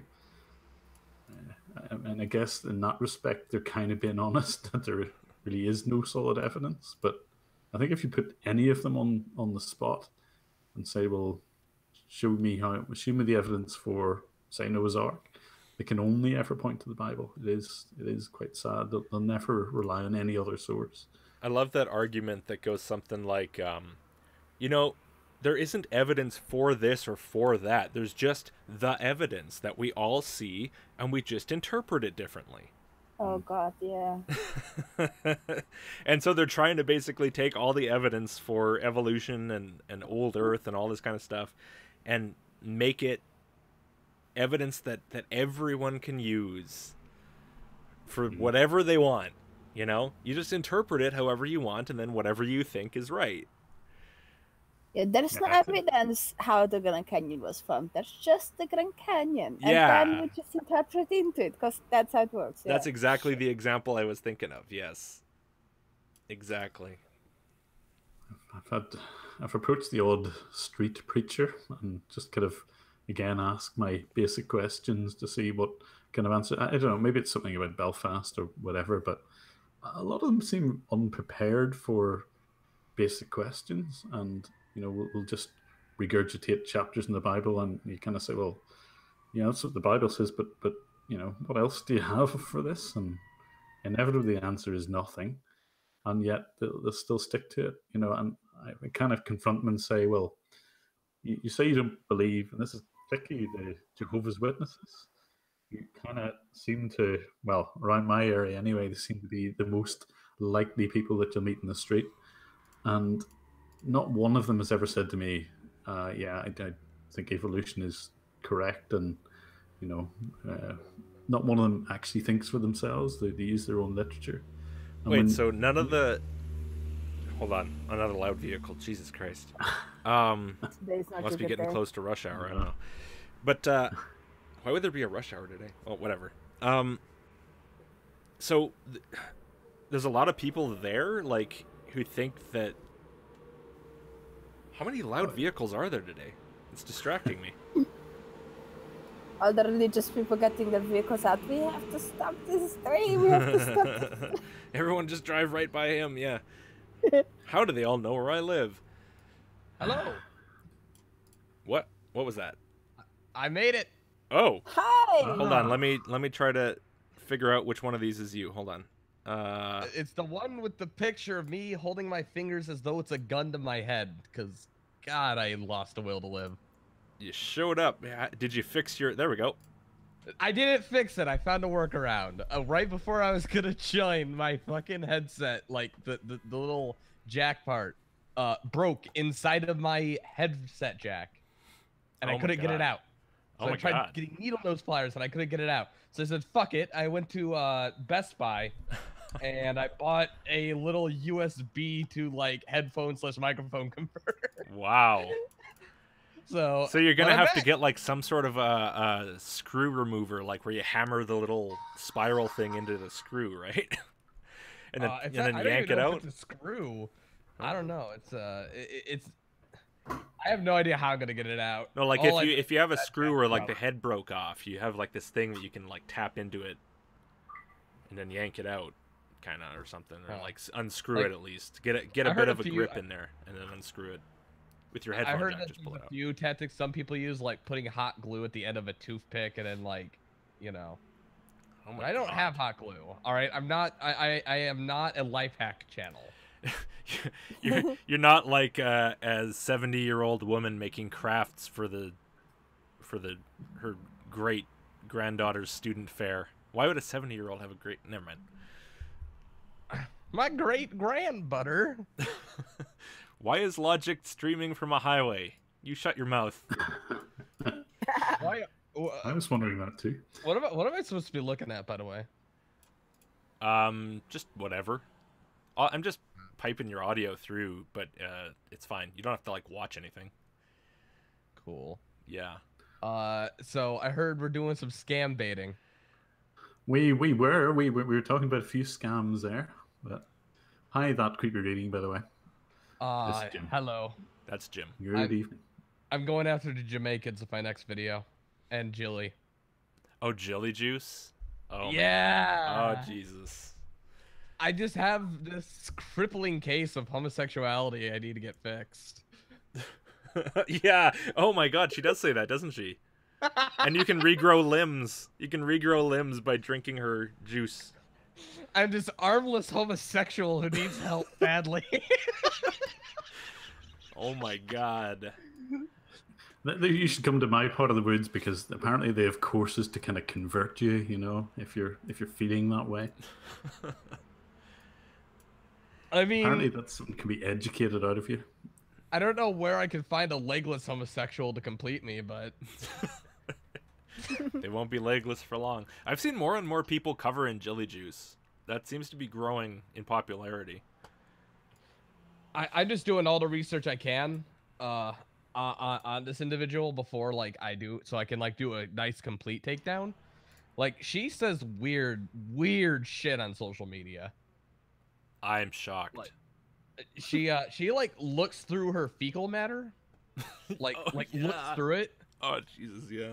And she'll like present it in front of the camera, like look at this parasite I found. And it's like, no, you've been drinking a gallon of salt that is undigested food, you moron. Please don't take pictures of your shit. She's like obsessed with it. Post after post after post about her fucking shit, man. It's insane. On which social media? On Facebook? Facebook. Uh-huh. So she's not on Twitter. So I can't follow her on Twitter is what you're saying. She might be on Twitter. I don't know. I never checked. She should store it up and send it to a few scammers, though. I've tried that myself. There's sendshit.com, and they will package up real shit and send it to people. Like human shit or like cow shit? No, I was hoping there might be some human shit there, but they apparently you've got a choice of domestic farm animals, and there's definitely donkey. There's dog. And fucking pig, sirens. I am living on a highway. And it's quite a big market actually as well. And I've seen sendshit.co.uk as well in there. So there you go. If you rather than waste that shit, now you know what to do with it. Well, good to know. I feel like this could be asking for disease to be spread. I was just thinking to myself about how much I just would love to send some shit. Honestly, sendshit.com, I have no affiliation with them, but, you know, if you're looking for suggestions. This video is sponsored by sendshit.com. Go to sendshit.com and type in ThatCreepyReading to send some shit for 20% off. Now, the key question is it, like, nicely tested for parasites? Pre-tested for parasites and disease? You want that shit nice and clean, you know. You want it to be disgusting, but not sickly. Just to read off, now this is shitexpress.com. So there's multiple. Oh yeah! Wow. Yeah, I mean, honestly, you think it's kind of bad news if you search for this in Google, but it's not the case.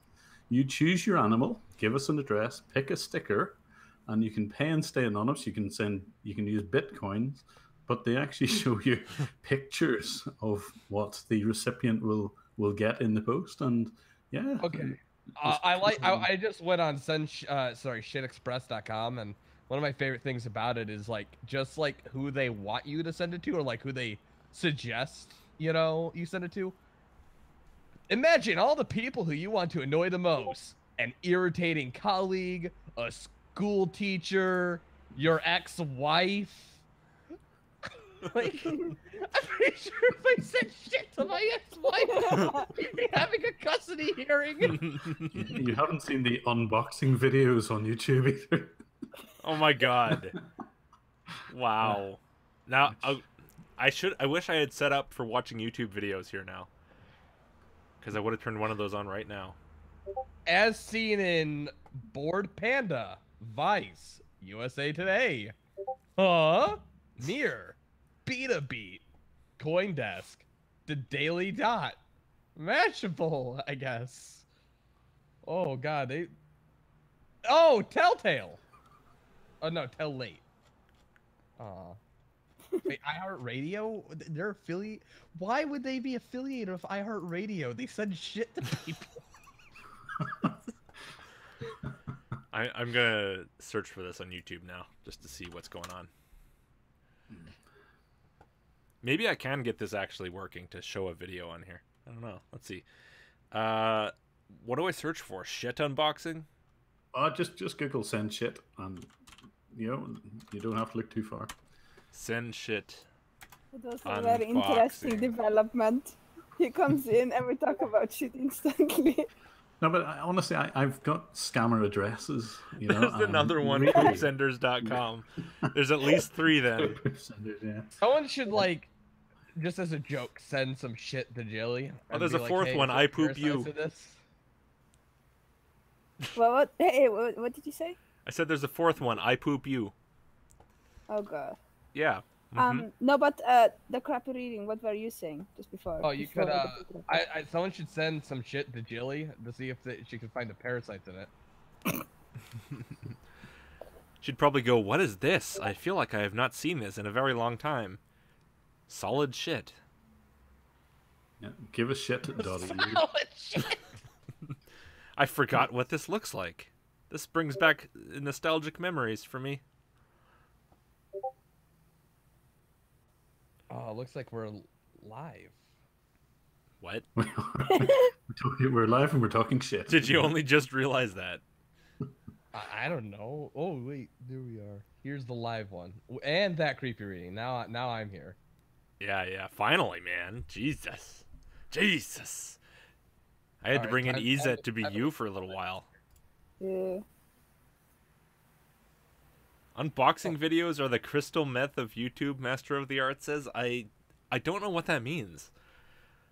Like, are they really addictive? Do they make your teeth fall out? What exactly do you mean? Oh, that's a good question. Sherry Wines, what's up with those charities that want you to sponsor a child for 10 cents a day? You know anything about those, Jim, or your creepy reading, or anyone? I must admit, I thought they were genuine, so it's kind of news to me if they're scams. I mean, it might make fun of that with the whole, like, you guys are the anti-religious crowd, so I suppose I could say this, but, I always make a joke of my own charity called the Father McDonovan Charity. For just 10 cents a day, you can keep a pastor out of prison. Yeah. Also pay their taxes. Yeah, I think I've heard about 1 or 2 of those, like, sponsor a child charities not actually getting the money to any kids. But years ago, like, and it was just like rumors, so I don't know. I thought maybe somebody might know more than I do. That's why that is something like worth going into, and that's something I probably will make a list on in the future. I definitely would love to go worst charities you donated to, because I know the breast cancer one, the one that was on those 5-hour energies for a while, he donates like 1% to like actual breast cancer research. Yeah, some definitely are like that. And wasn't there a guy a while ago was setting up, the DEC, the Disasters and Emergency Committee, and he kind of faked their website, and he kind of set things up so that it looked exactly the same as the normal website, except that the dishes were going directly to his bank account. But I think he was arrested for it, if I remember right. And then there's another one that I remember, Autism Speaks, which gives like less than 10% to actual families with like autism that needs like treatment. Isn't Autism Speaks the one that thinks vaccines cause autism? Well, they did a 10-year-long study, which they have now concluded vaccines do not cause autism. But too bad they were like, 15 years out of date on that one. So a lot of Wait, research Autism Speaks ran that? Yeah, well, no. The scientists figured that out in the like late '90s, early 2000s that it had no relation No, to autism. obviously, I'm saying this specific study that you're talking about, like who was doing Yeah, that. Autism Speaks decided to sponsor more research on it to get to because they didn't think it was like conclusive or something, and then they spent 10 years using donated money to prove something we already knew was true, and then it's like, yeah, I guess it doesn't cause autism. Wow, that's a waste of time. 10 years well spent, really. So when people tell me, well, you know, I support what they mean or what they do, I'm like, oh, you support redundant research, and like, you know, when they're giving less than 10% of their funding to like families who need it in favor of figuring out if, you know, vaccines cause autisms. It's autisms? What the hell am I talking about? Vaccines cause all of the 5 years tisms. after we already learned this shit? Like, man, you know, there has to be other autism charities that aren't run by people of sub 20 IQ.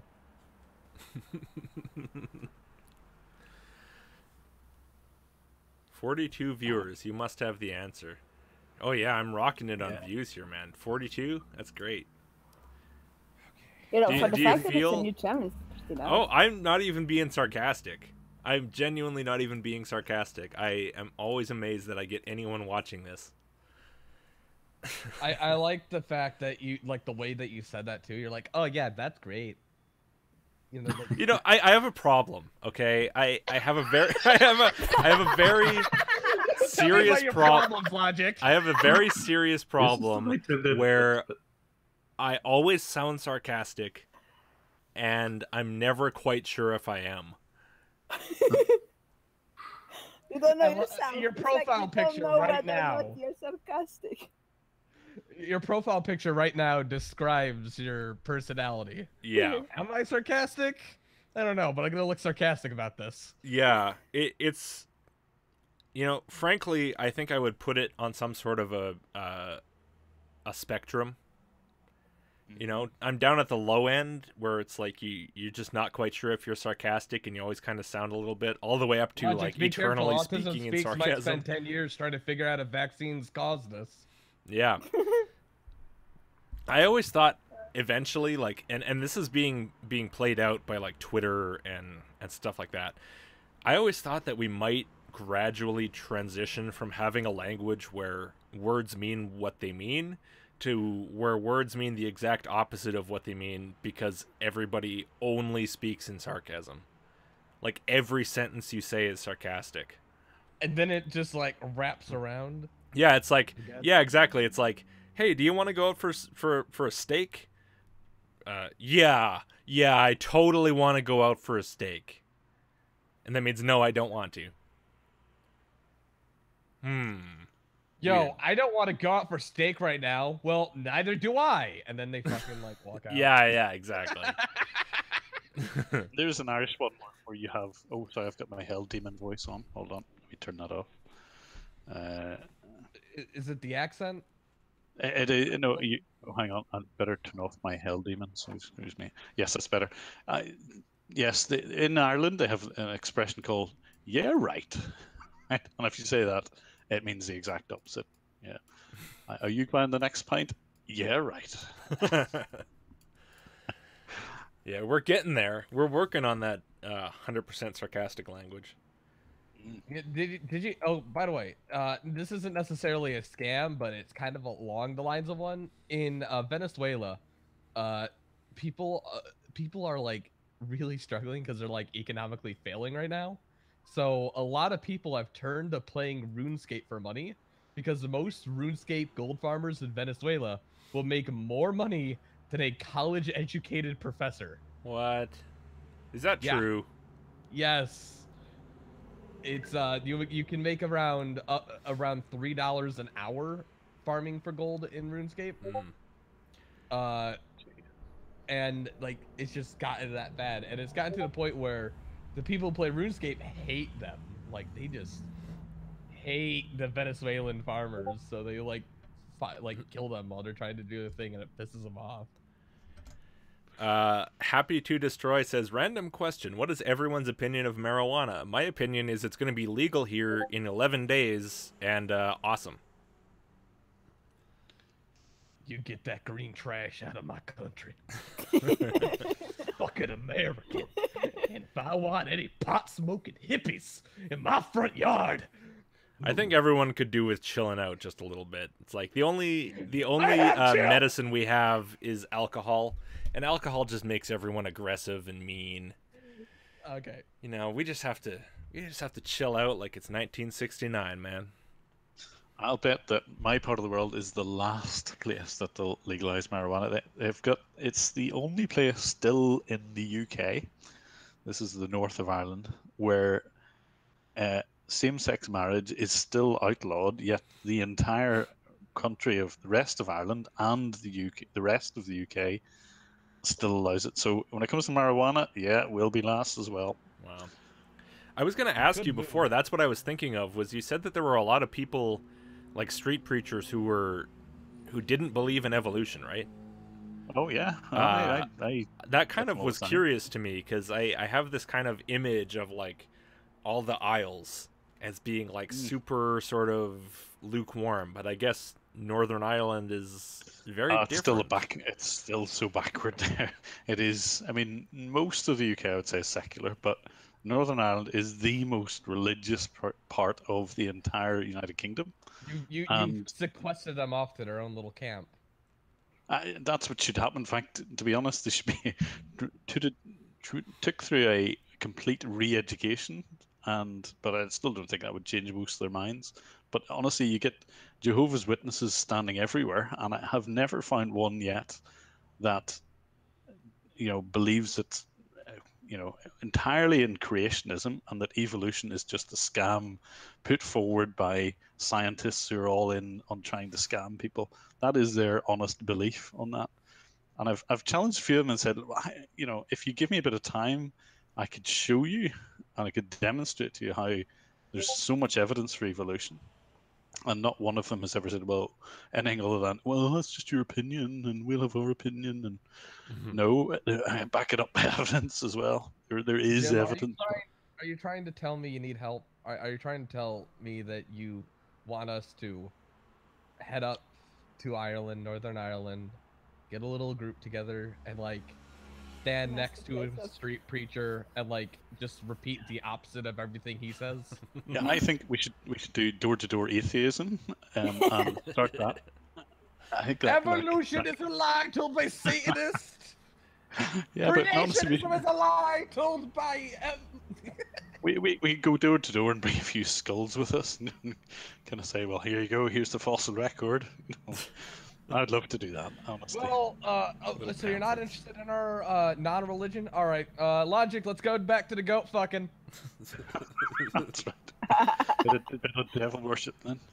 Paint a little pentagram on the door as you leave. Oh man. Look, I may be an atheist, but I still pay respects to the Satan, because I'm kind of scared of God, Yeah, you kind of don't want to completely shut off every kind of option, huh? That's one of the strangest accusations in the world is, you don't believe in God, and so you're, like, working with Satan. It just, I don't know. I guess they think you're unwillingly working with Satan or something, but it's just such a... When they just present it baldly, like, you're a Satanist. It's like, no, I'm not. Even if I were, like, blinded by Satan, that doesn't make me a Satanist, right? A Satanist is someone who actually believes there's a Satan. And it's kind of hard to do when you don't believe in, like, Christianity at all. That's who you should tackle. You should tackle like a religious Satanist at some point. Tackle a what? A religious Satanist. There aren't that many, I don't think. There are. To be fair, there are. Like, there was this guy, E.A. Coetting, who's all about, like, Satan magic, like devil magic, and black. That sounds like someone perfect for James Randi. And he had this video called "How to Milk Gold from Satan's Tit," and I thought it sounded so good, but it was so fucking boring. It was just like, and then you have to sit and think about the magic, and then things will happen from the magic. And it's just, okay, whatever, shut up. this is my problem. Like, I look for anything that's way off my normal track, and oftentimes it's so crazy, and there's no arguments to any of it. It's just magic works, guys. You could just fucking use some clips from My Little Pony and disprove this guy. Like, what am I supposed to say, really, you know? Magic works, guys. Okay, no. I don't think it does. I disagree with you.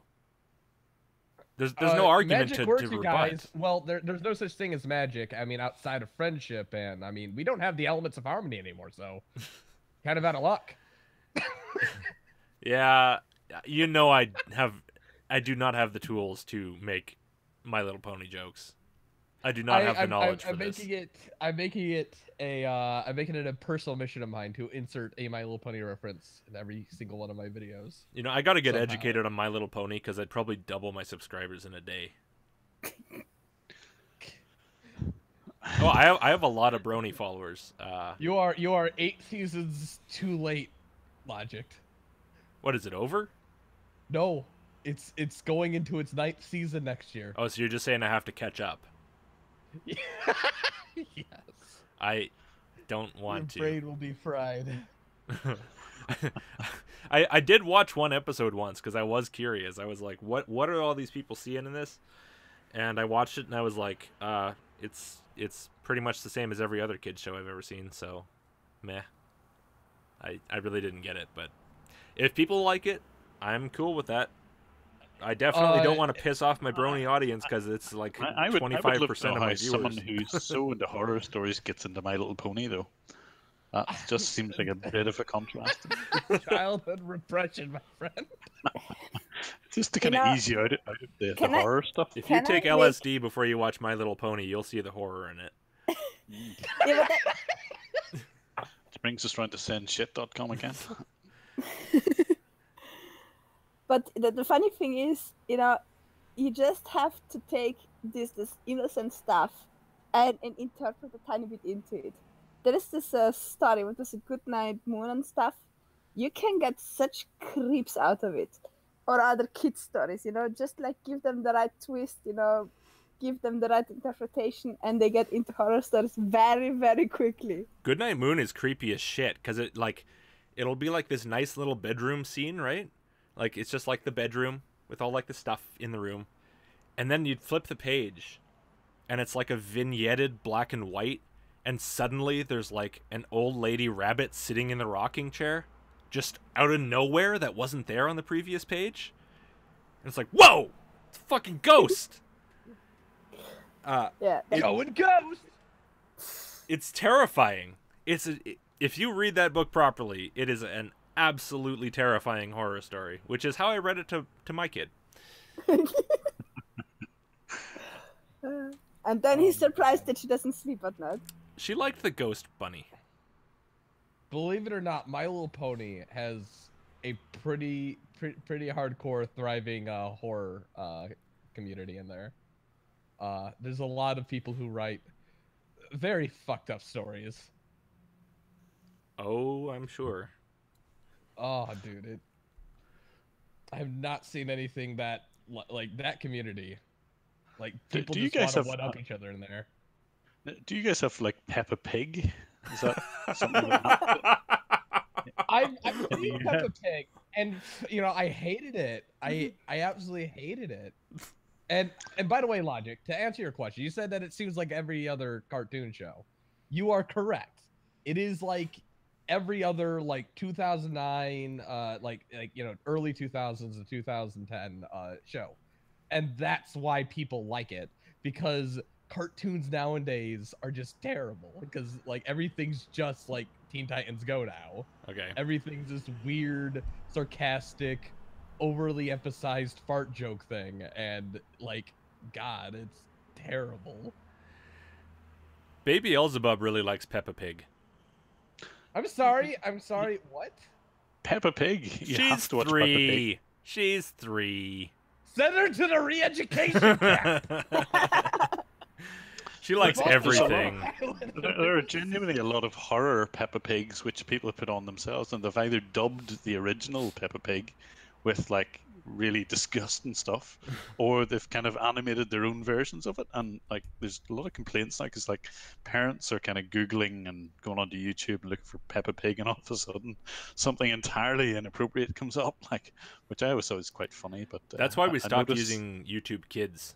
We used to let her watch TV with like YouTube Kids, and it would always be like some weird shit would come up, and it was just no, we're not doing Finger that Family. anymore. Now it's Netflix. What? Finger Family. Finger? So okay, YouTube Oh, like has a mommy problem finger, mommy where- finger kind of thing. Yeah. Yeah, I know that. So YouTube, a lot of people figured out that kids aren't like intelligent enough to drift off of autoplay.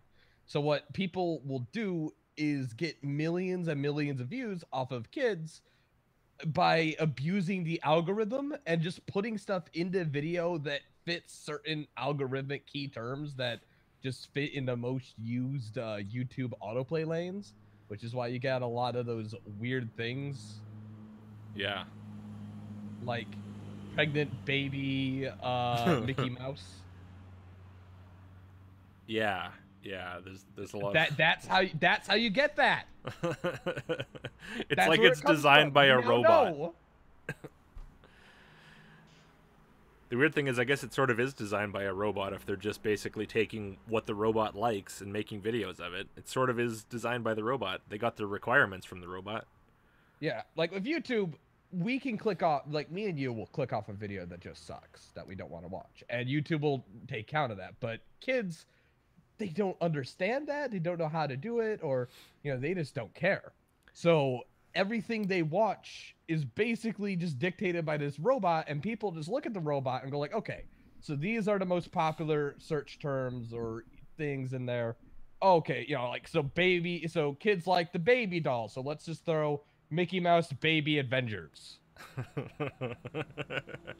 Put a 4-minute animation together based off of that, and a lot of the time it's just plain text to speech. Like, they don't even bother with voice acting or anything. They'll just have like, you know, hello, I am Mickey Captain America. I am fighting the baby. You know, whatever. It's weird. It's creepy. Like, it's all text to speech, and it's just horrible. Oh God, YouTube is a disturbing place. Yeah, no, YouTube is not for kids. That's pretty much my thing. Like, yeah, have fun making your YouTube Kids app. It sucks. It's pointless. Netflix is great because it really actually stays on stuff that is at least kid appropriate. And it's like real shows. It's not like fucking weird auto-generated text-to-speech fucking animated videos. Right. But then again, then they get to watch Peppa Pig, which is not great. Glaswegian Peppa Pig. Yep. Obviously, it's a UK thing, but yeah, when it's dubbed in an entirely different way, it can be brilliant. That would be interesting, yeah. I'm curious about that. Where can you see that? Where can you see Glaswegian It used to be on Peppa Pig? Actually, I haven't actually. Let me look on YouTube. I'd say it's on there. I really feel Okay, like I I'm should gonna have send set you this up for something watching YouTube logic videos here. now. What? This thing was all over YouTube, like all over Twitter a little bit ago. I saw the Johnny thing all over Twitter, and I knew exactly where that meme came from because I had seen 10 billion of those fucking things when she was still watching YouTube Kids. Johnny videos are like 90% of what people make on YouTube for kids. Yeah, because you know, like I said, it's just based on what, you know, the algorithm likes right now, and the algorithm likes that song, so the kid's gonna listen to 45,000 different versions of that song, and the parents aren't gonna sit there over their shoulders telling them, no, please knock it off. Kids love repetition.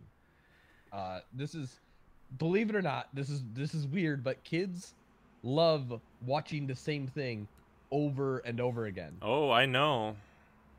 Nickelodeon did a study once, and they got some of the best viewer numbers in the history of Nick Jr.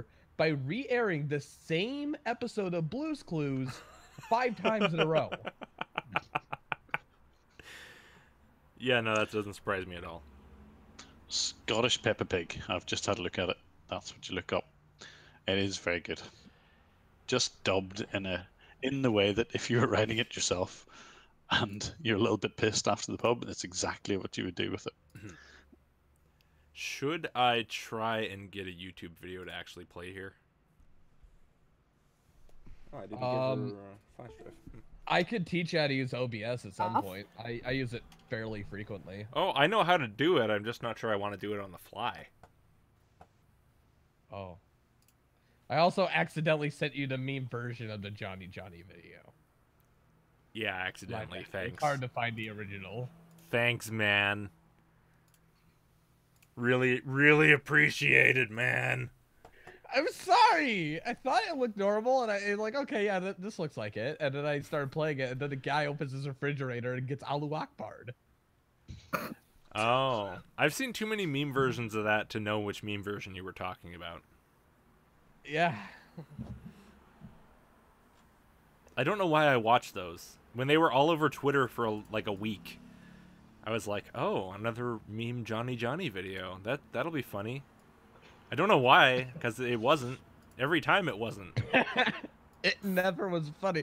I think the video on its own is the best meme. Like, you don't need to make a meme of a meme. No, you really don't. Although I love the ones that are like refrigerator. It's like the weird guy like refrigerator. You know? Yes, it's super weird because then they have like the fridge as part of the family. Yeah, like I'm trying to imagine what kind of hell this guy lives in, where he has to like beg his what I'm assuming to be either a non-functioning autistic adult or some sort of child version of a refrigerator. You know, I mean, like, Logic, you know this, right? Like, this refrigerator is getting shit and water all over the floor.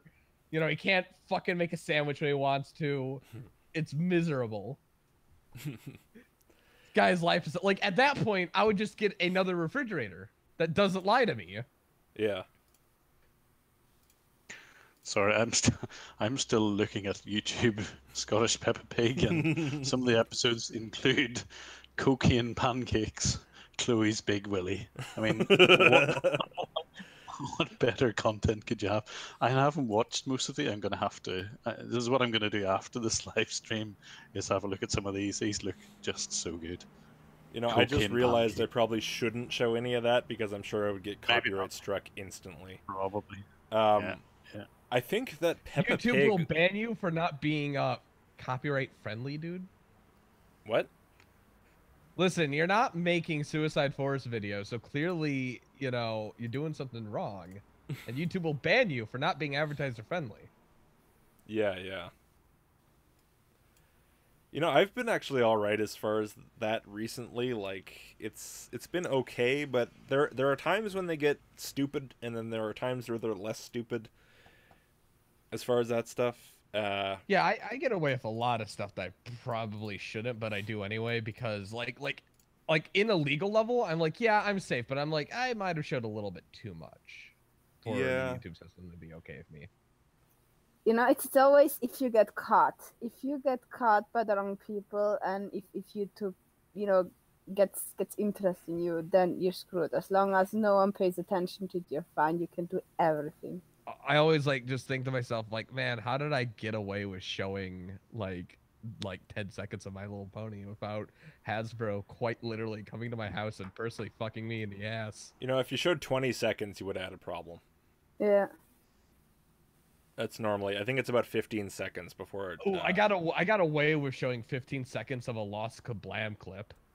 I don't even know what that is.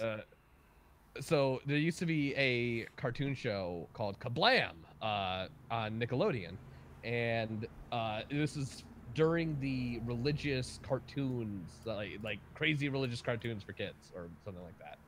And the clip goes like as follows: is just the two hosts going like, "All right, we love you guys, so time to read fan mail. We want real cartoons. Please go away." And then, like, the girl's like, but we are cartoons. And then the guy's like, well, it says other cartoons. And that's how I started the crazy, crazy Christian kids films or something. That's a mouthful. I forget what it's called. Crazy Christian films for kids. There we go. Say that 3 times fast. Crazy Christian films for kids. Crazy Christian films for kids. Crazy Christian films for kids. Damn! Wow, you're good. You nailed it. Ah, God. I'm so glad I missed the first part of this live stream. I think we lost Jim, by the way. I think he's just now watching Scottish Peppa Pig. I think that's... He's lost in the algorithm. You don't know what it's dragging me down to. You're gonna see Scottish Johnny next, and then Scottish Finger Family. I've made so many discoveries here. And it's not just sendshit.com. Are you the legless homosexual I was looking for? How do I even answer? Let me see. Do you have legs? Sometimes they work. Yeah, the odd time. Oh, okay. Well, then you're not legless, which means that you can't. I haven't had enough beers yet, though. I haven't tried out my Hell Demon voice. Let me just try out the Hell Demon voice. That's better. It didn't sound that different. Oh, does it not?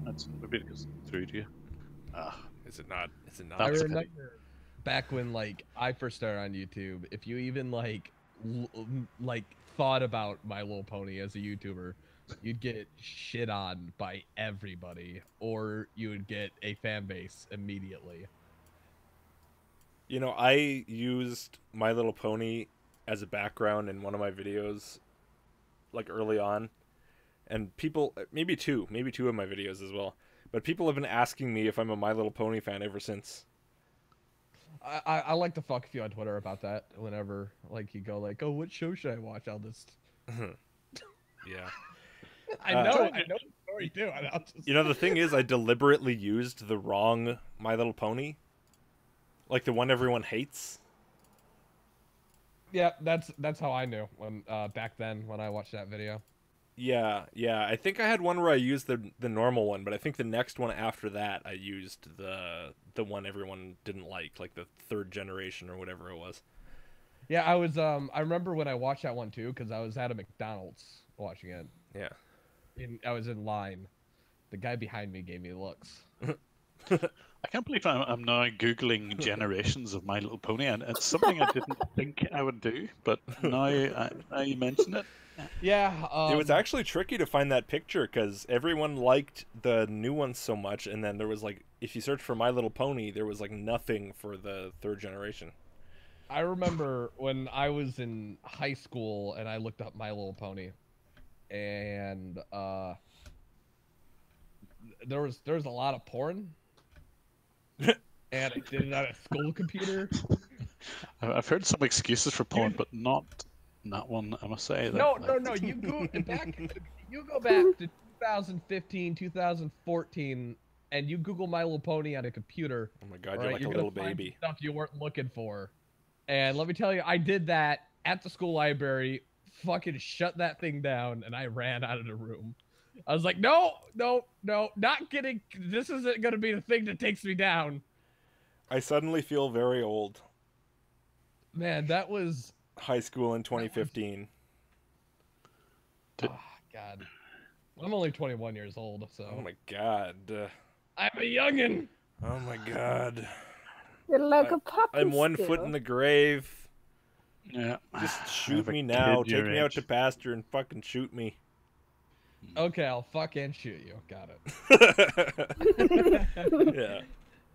That'll work too. I'm good with that. Oh God, that's just some of the stuff you find on YouTube can be absolutely either amazing or terrible. And one thing that I've been I hope YouTube changes some of its search algorithm at some point, because if I watch the same person too much, I will it will just not let me find other videos. I'm trying to think here. Let me just yeah, okay, so I've been watching a lot of Dr. Phil lately, and now my whole YouTube front page is just full of Dr. Phil. and I'm like, I don't. You've Are been you watching searching for, Dr. like, Phil more because of horror Jilly Juice, stuff? right? Yeah, I found Dr. Phil after watching Jilly Juice, but Yeah. then Dr. Phil sucked me into his bald head, and I started watching like his whole catalog. It's now one of my dreams to be on Dr. Phil. What did you start with? The one that Jeff Holiday was on, or what? Yeah. Yeah. Because I actually heard about Jeff Holiday before, and I was like, whoa, it's that guy that I know. And he's on the Dr. Phil show. Yeah, that was crazy. I was really blown away. Like, how did a YouTuber, not even a big YouTuber, but manage to get onto Dr. Phil? Well, Dr. Phil will, like, let on stupid, smaller YouTubers. See, I didn't know that, so I was kind of like... There's been 3 cases where he's like, okay, where he's, like, had to deal with, like, small YouTubers who are just, like, batshit crazy. Huh. Isn't that like his thing? It has to be batshit crazy and then it will be fine. Yeah. Yeah, isn't he basically the TV equivalent of, like, a drama stream? He is, but I mean, like, he's actually like a forensic psychologist, so I mean, like, he at least gets people help when he's done making fun of them. Well, I was actually kind of impressed with the way that he pushed back against Jilly Juice. Like, he didn't just let her talk. He was like, that makes no sense, what you're saying right now. He's he's an individual who definitely, like, exercises his best caution with stuff. I have a lot of respect for him, but then I also read the news stories where he won't let his local grocery store employees, like, look at him in the eye. Wait, what? Yeah, apparently there's a news story or something where he, like, with his grocery store, he, like, has them open up a little bit early so he can do his grocery shopping, and he won't let the employees look him in the eye when he buys, you know, his groceries. And on some level, I understand that, because I've also seen Markiplier. And, you know, when you hit a certain level of fame, you know, there's just some precautions you need to, like, use in order to function. Like getting airlifted out of VidCon. By the way, that's something that actually happened. It was horrifying. I would not want to have Markiplier's fan base. What? Like, what? He got mobbed too much, or what? A room full of at least 1,000 teeny boppers tried to rush the stage, and he needed a large group of what I only could describe as Washington's finest Secret Service agents to form a human wall around him as he got escorted outside, where he proceeded to get airlifted out of the con. That is so bizarre. That's creepy. It's not, I mean, I understand, you know, the guy is, like, very popular and all that stuff, but luckily for me, I was invited to the Maker Studios after party, and he was there, and I got a picture of him, so.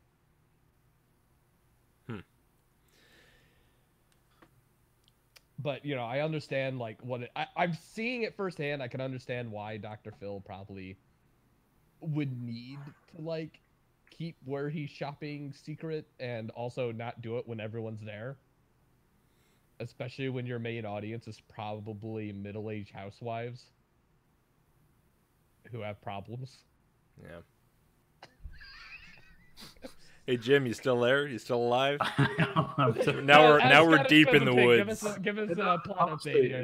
Yeah, some of this is an education to me, but you should see the videos which are attached to Scottish Peppa Pig, and some of those are bizarre as well.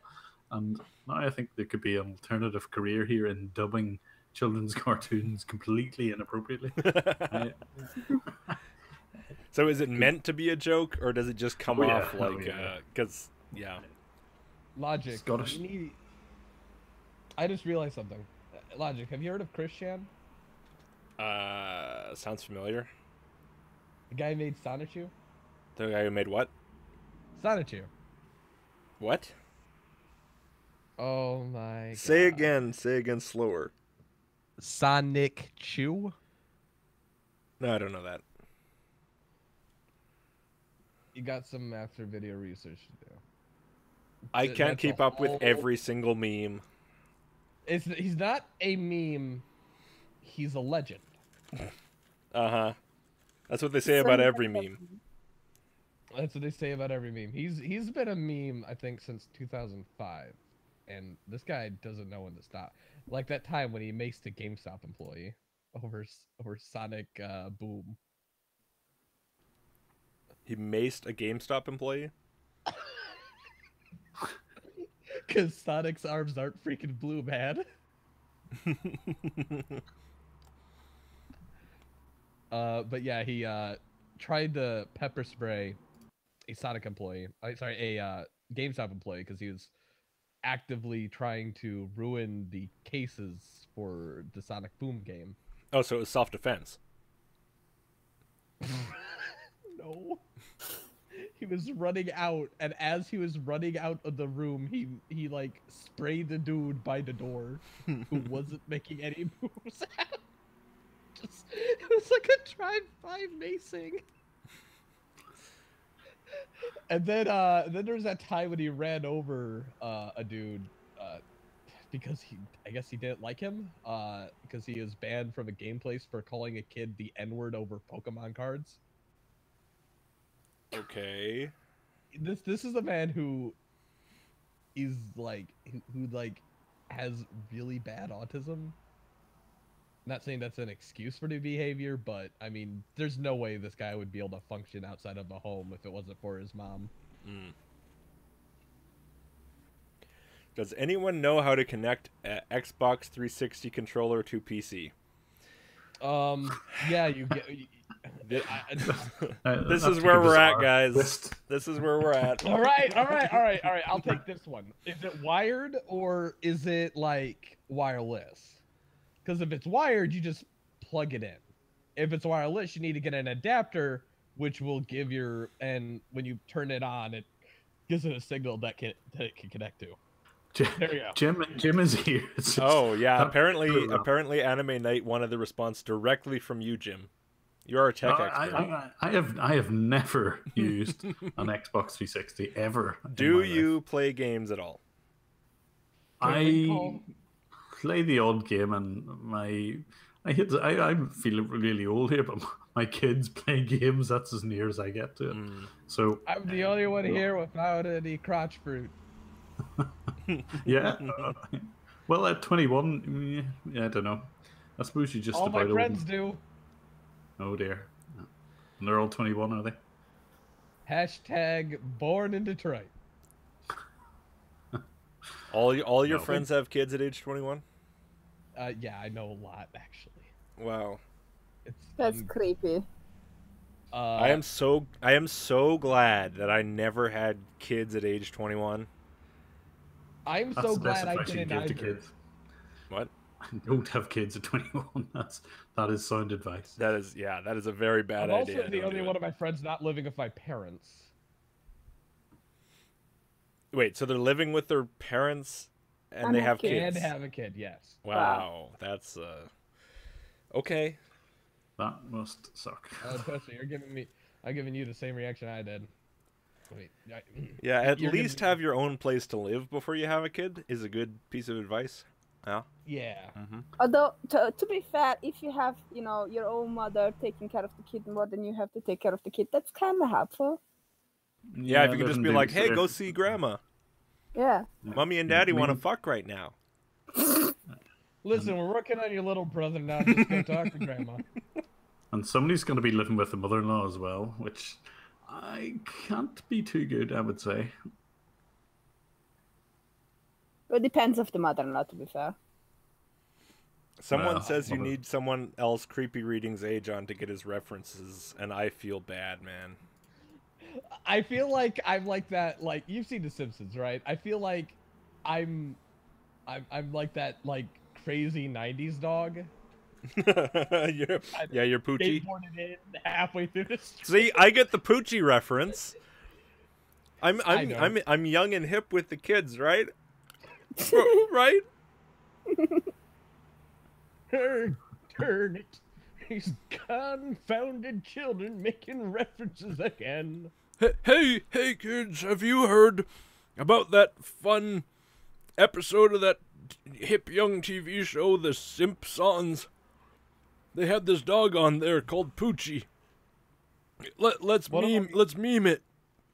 May One of my favorite old man quotes was from my grandfather, and he was we were driving together to a family reunion, and this happened this summer, and I remember this pointedly because it was the most funny thing that ever happened to me in my entire life. And he looks at me and he's like, "So what do you know about the Fortnite? Do they have like game?" At least he didn't say 2 weeks. So. And I'm just thinking to myself, I looked at him and I wanted to be nice because he's trying to relate to me, but the only thing that managed to come out of my mouth was the Fortnite. Oh, I think I've heard of the Fork Knight. That's kind of like the sequel to Shovel Knight, right? The Fork Knight. They call it's actually going under a rename called Spoon Man. Yeah, and I think the third one was called Cuphead.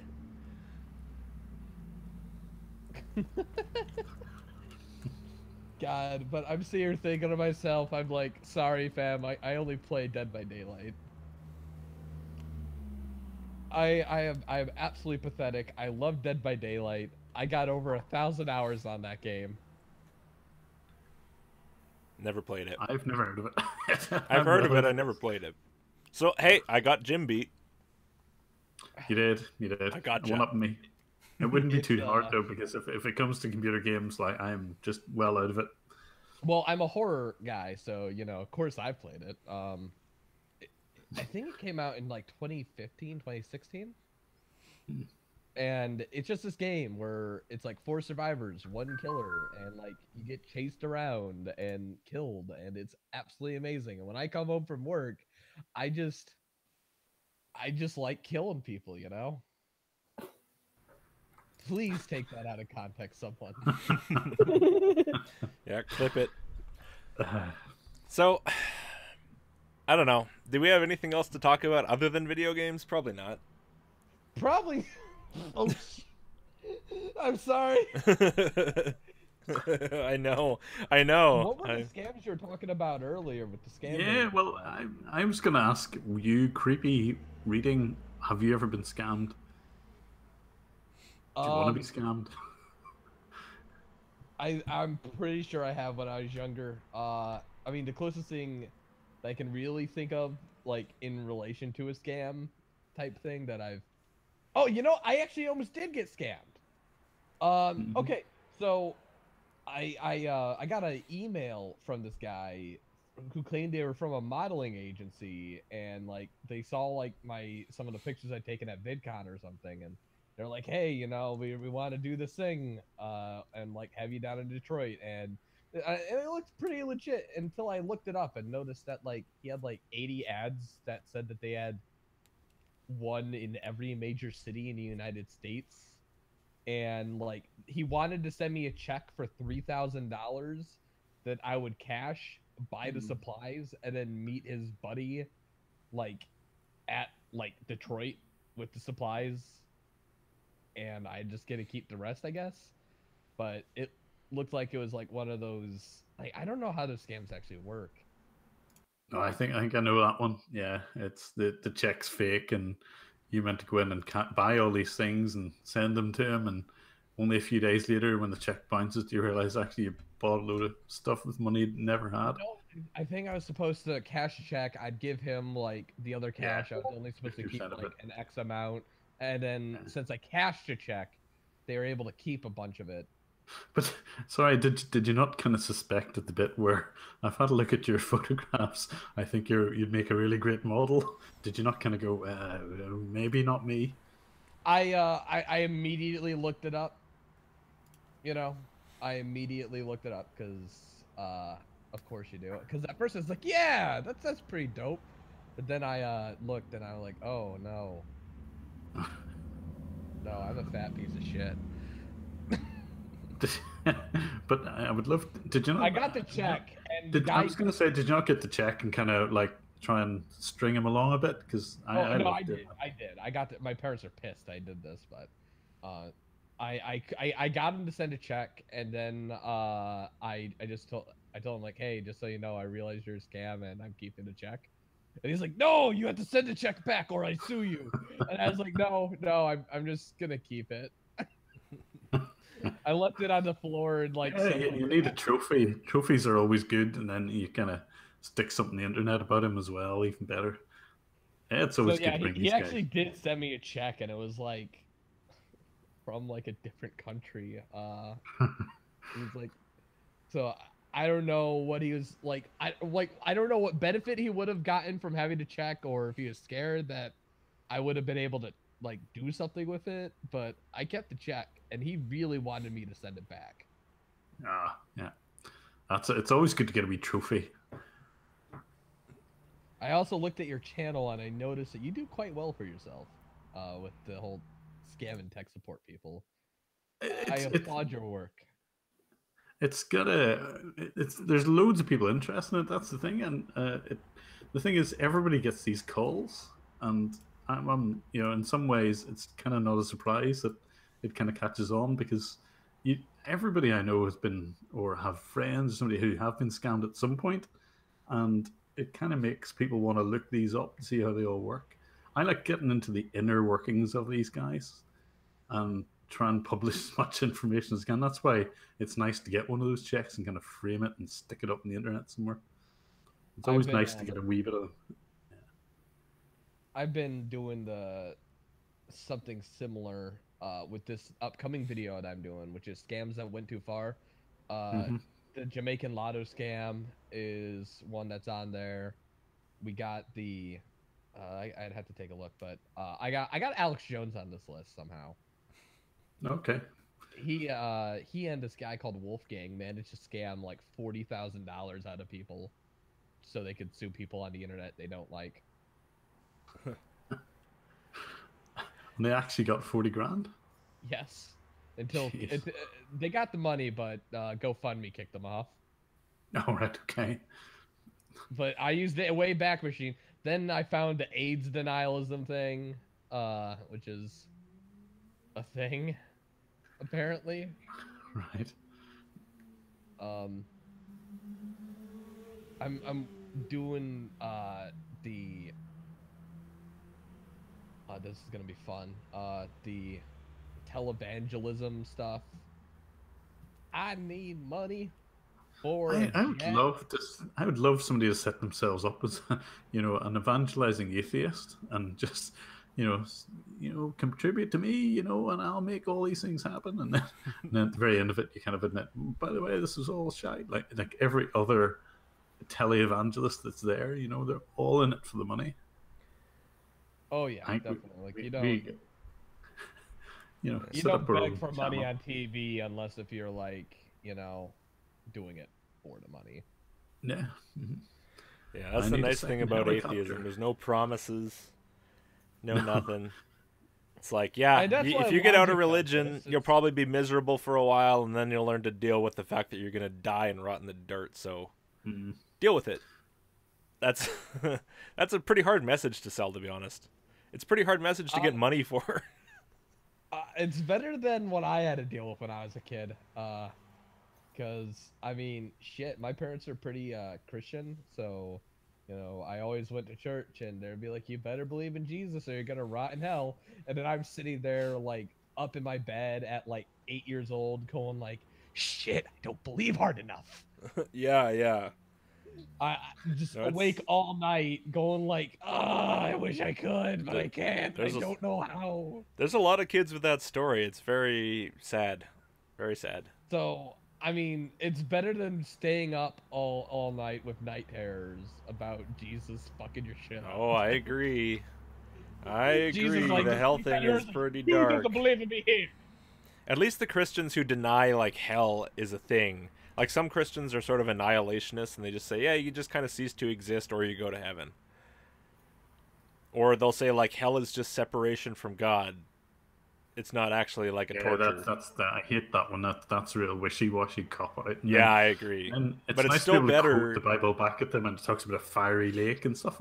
What about the fiery lake then? I Where does still that like come in? it better though because it shows that they have a bit of like humanity to them. Because they're Yeah. like, you know, they're not going, you deserve to be tortured forever by the loving God that I adore. They're going, I can't handle that, so I'm going to make up some reason why that won't happen.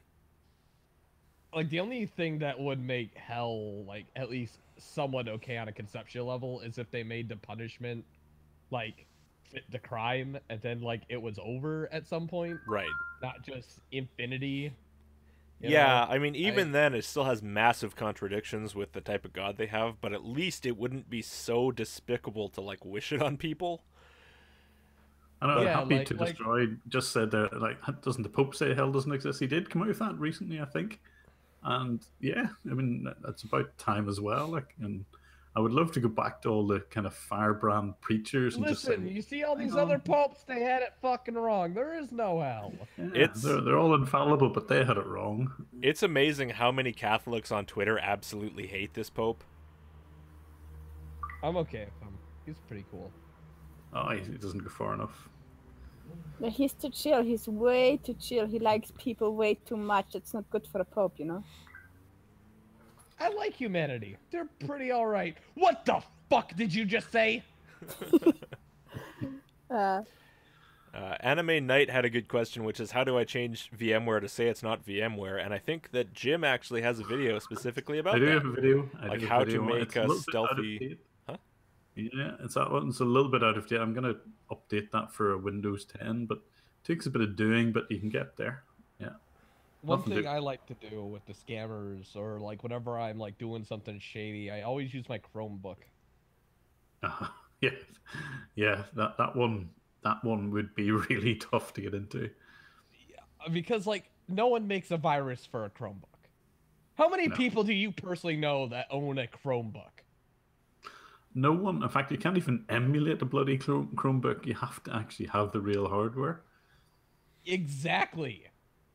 So when I go and look stuff up, like, by the way, do you know how hard it is to find anti-vaccine websites ever since Google started phasing them out of their search algorithm?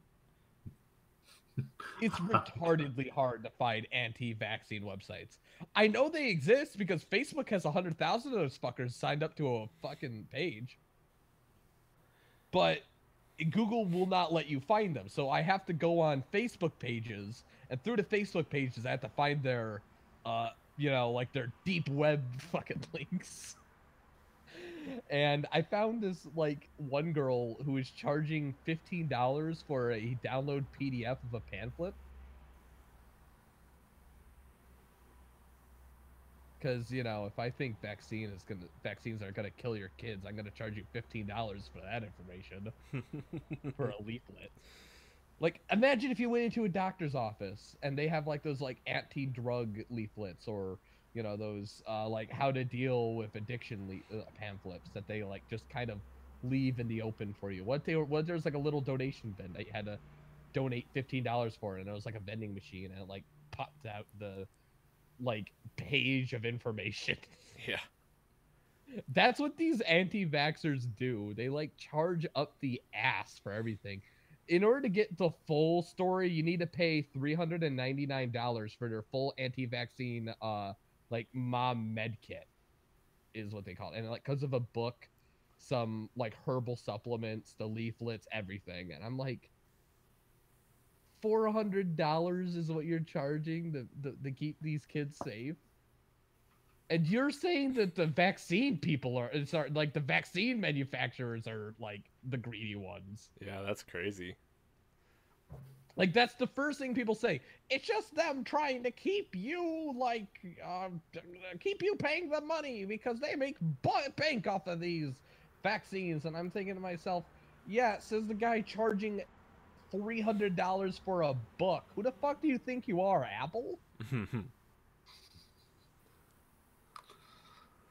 $300 for a book, man. I can't even. I wouldn't buy. I find it hard to buy like a laptop for $300. Yeah, no shit.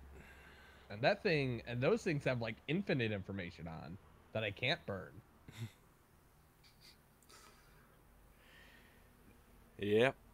That's something I actually do on Easter. I'm very edgy, and we get a bunch of Gideon Bibles from the local hotels, and we do a little bonfire of that. Well, as long as you don't add the Qurans on top of it, you're probably all right doing that. Yeah. I don't have Qurans in the hotels. Yeah, you're a mega edgy boy. How big is your fedora? I mean, at least the size of my dick. So very, very small. It's like one of those little yarmulkes. Very small. It's not the biggest thing in the world, but it's big enough. If you turn it side on, maybe, yeah. From certain angles, people can find it tolerable. All I know is that it doesn't work well for the urinal stall, so I have to sit down. Well, guys, what do you say? It's been about 3 hours already, according to my OBS. Maybe an hour for me. I'm sure that Jim has things to do today because he is a man with responsibilities and a life. That creepy reading, not so much. Wouldn't go that far, but yeah. That creepy reading, I'm sure has to go jerk off or something. Whatever 21-year-olds do with their time. I resent that. Just because I'm a youngster doesn't mean I jerk off.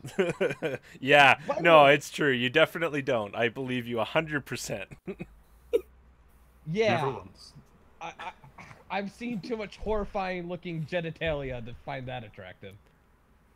Wouldn't the more you see of it make you like less repulsed and therefore more prone to be attracted? No, this is where I go by Lovecraftian rules, where the moment I see it, I go insane. Oh, okay. Well, that's convenient. That's convenient.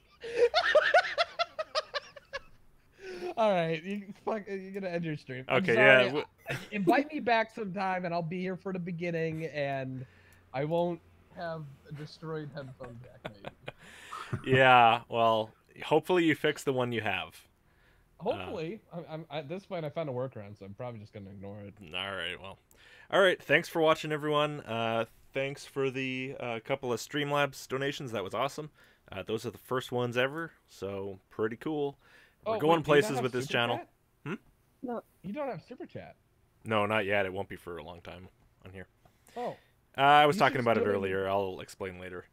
But, yeah, thanks for watching, everyone. We will see you around. Thank you all. Bye. We'll see ya. Yeah.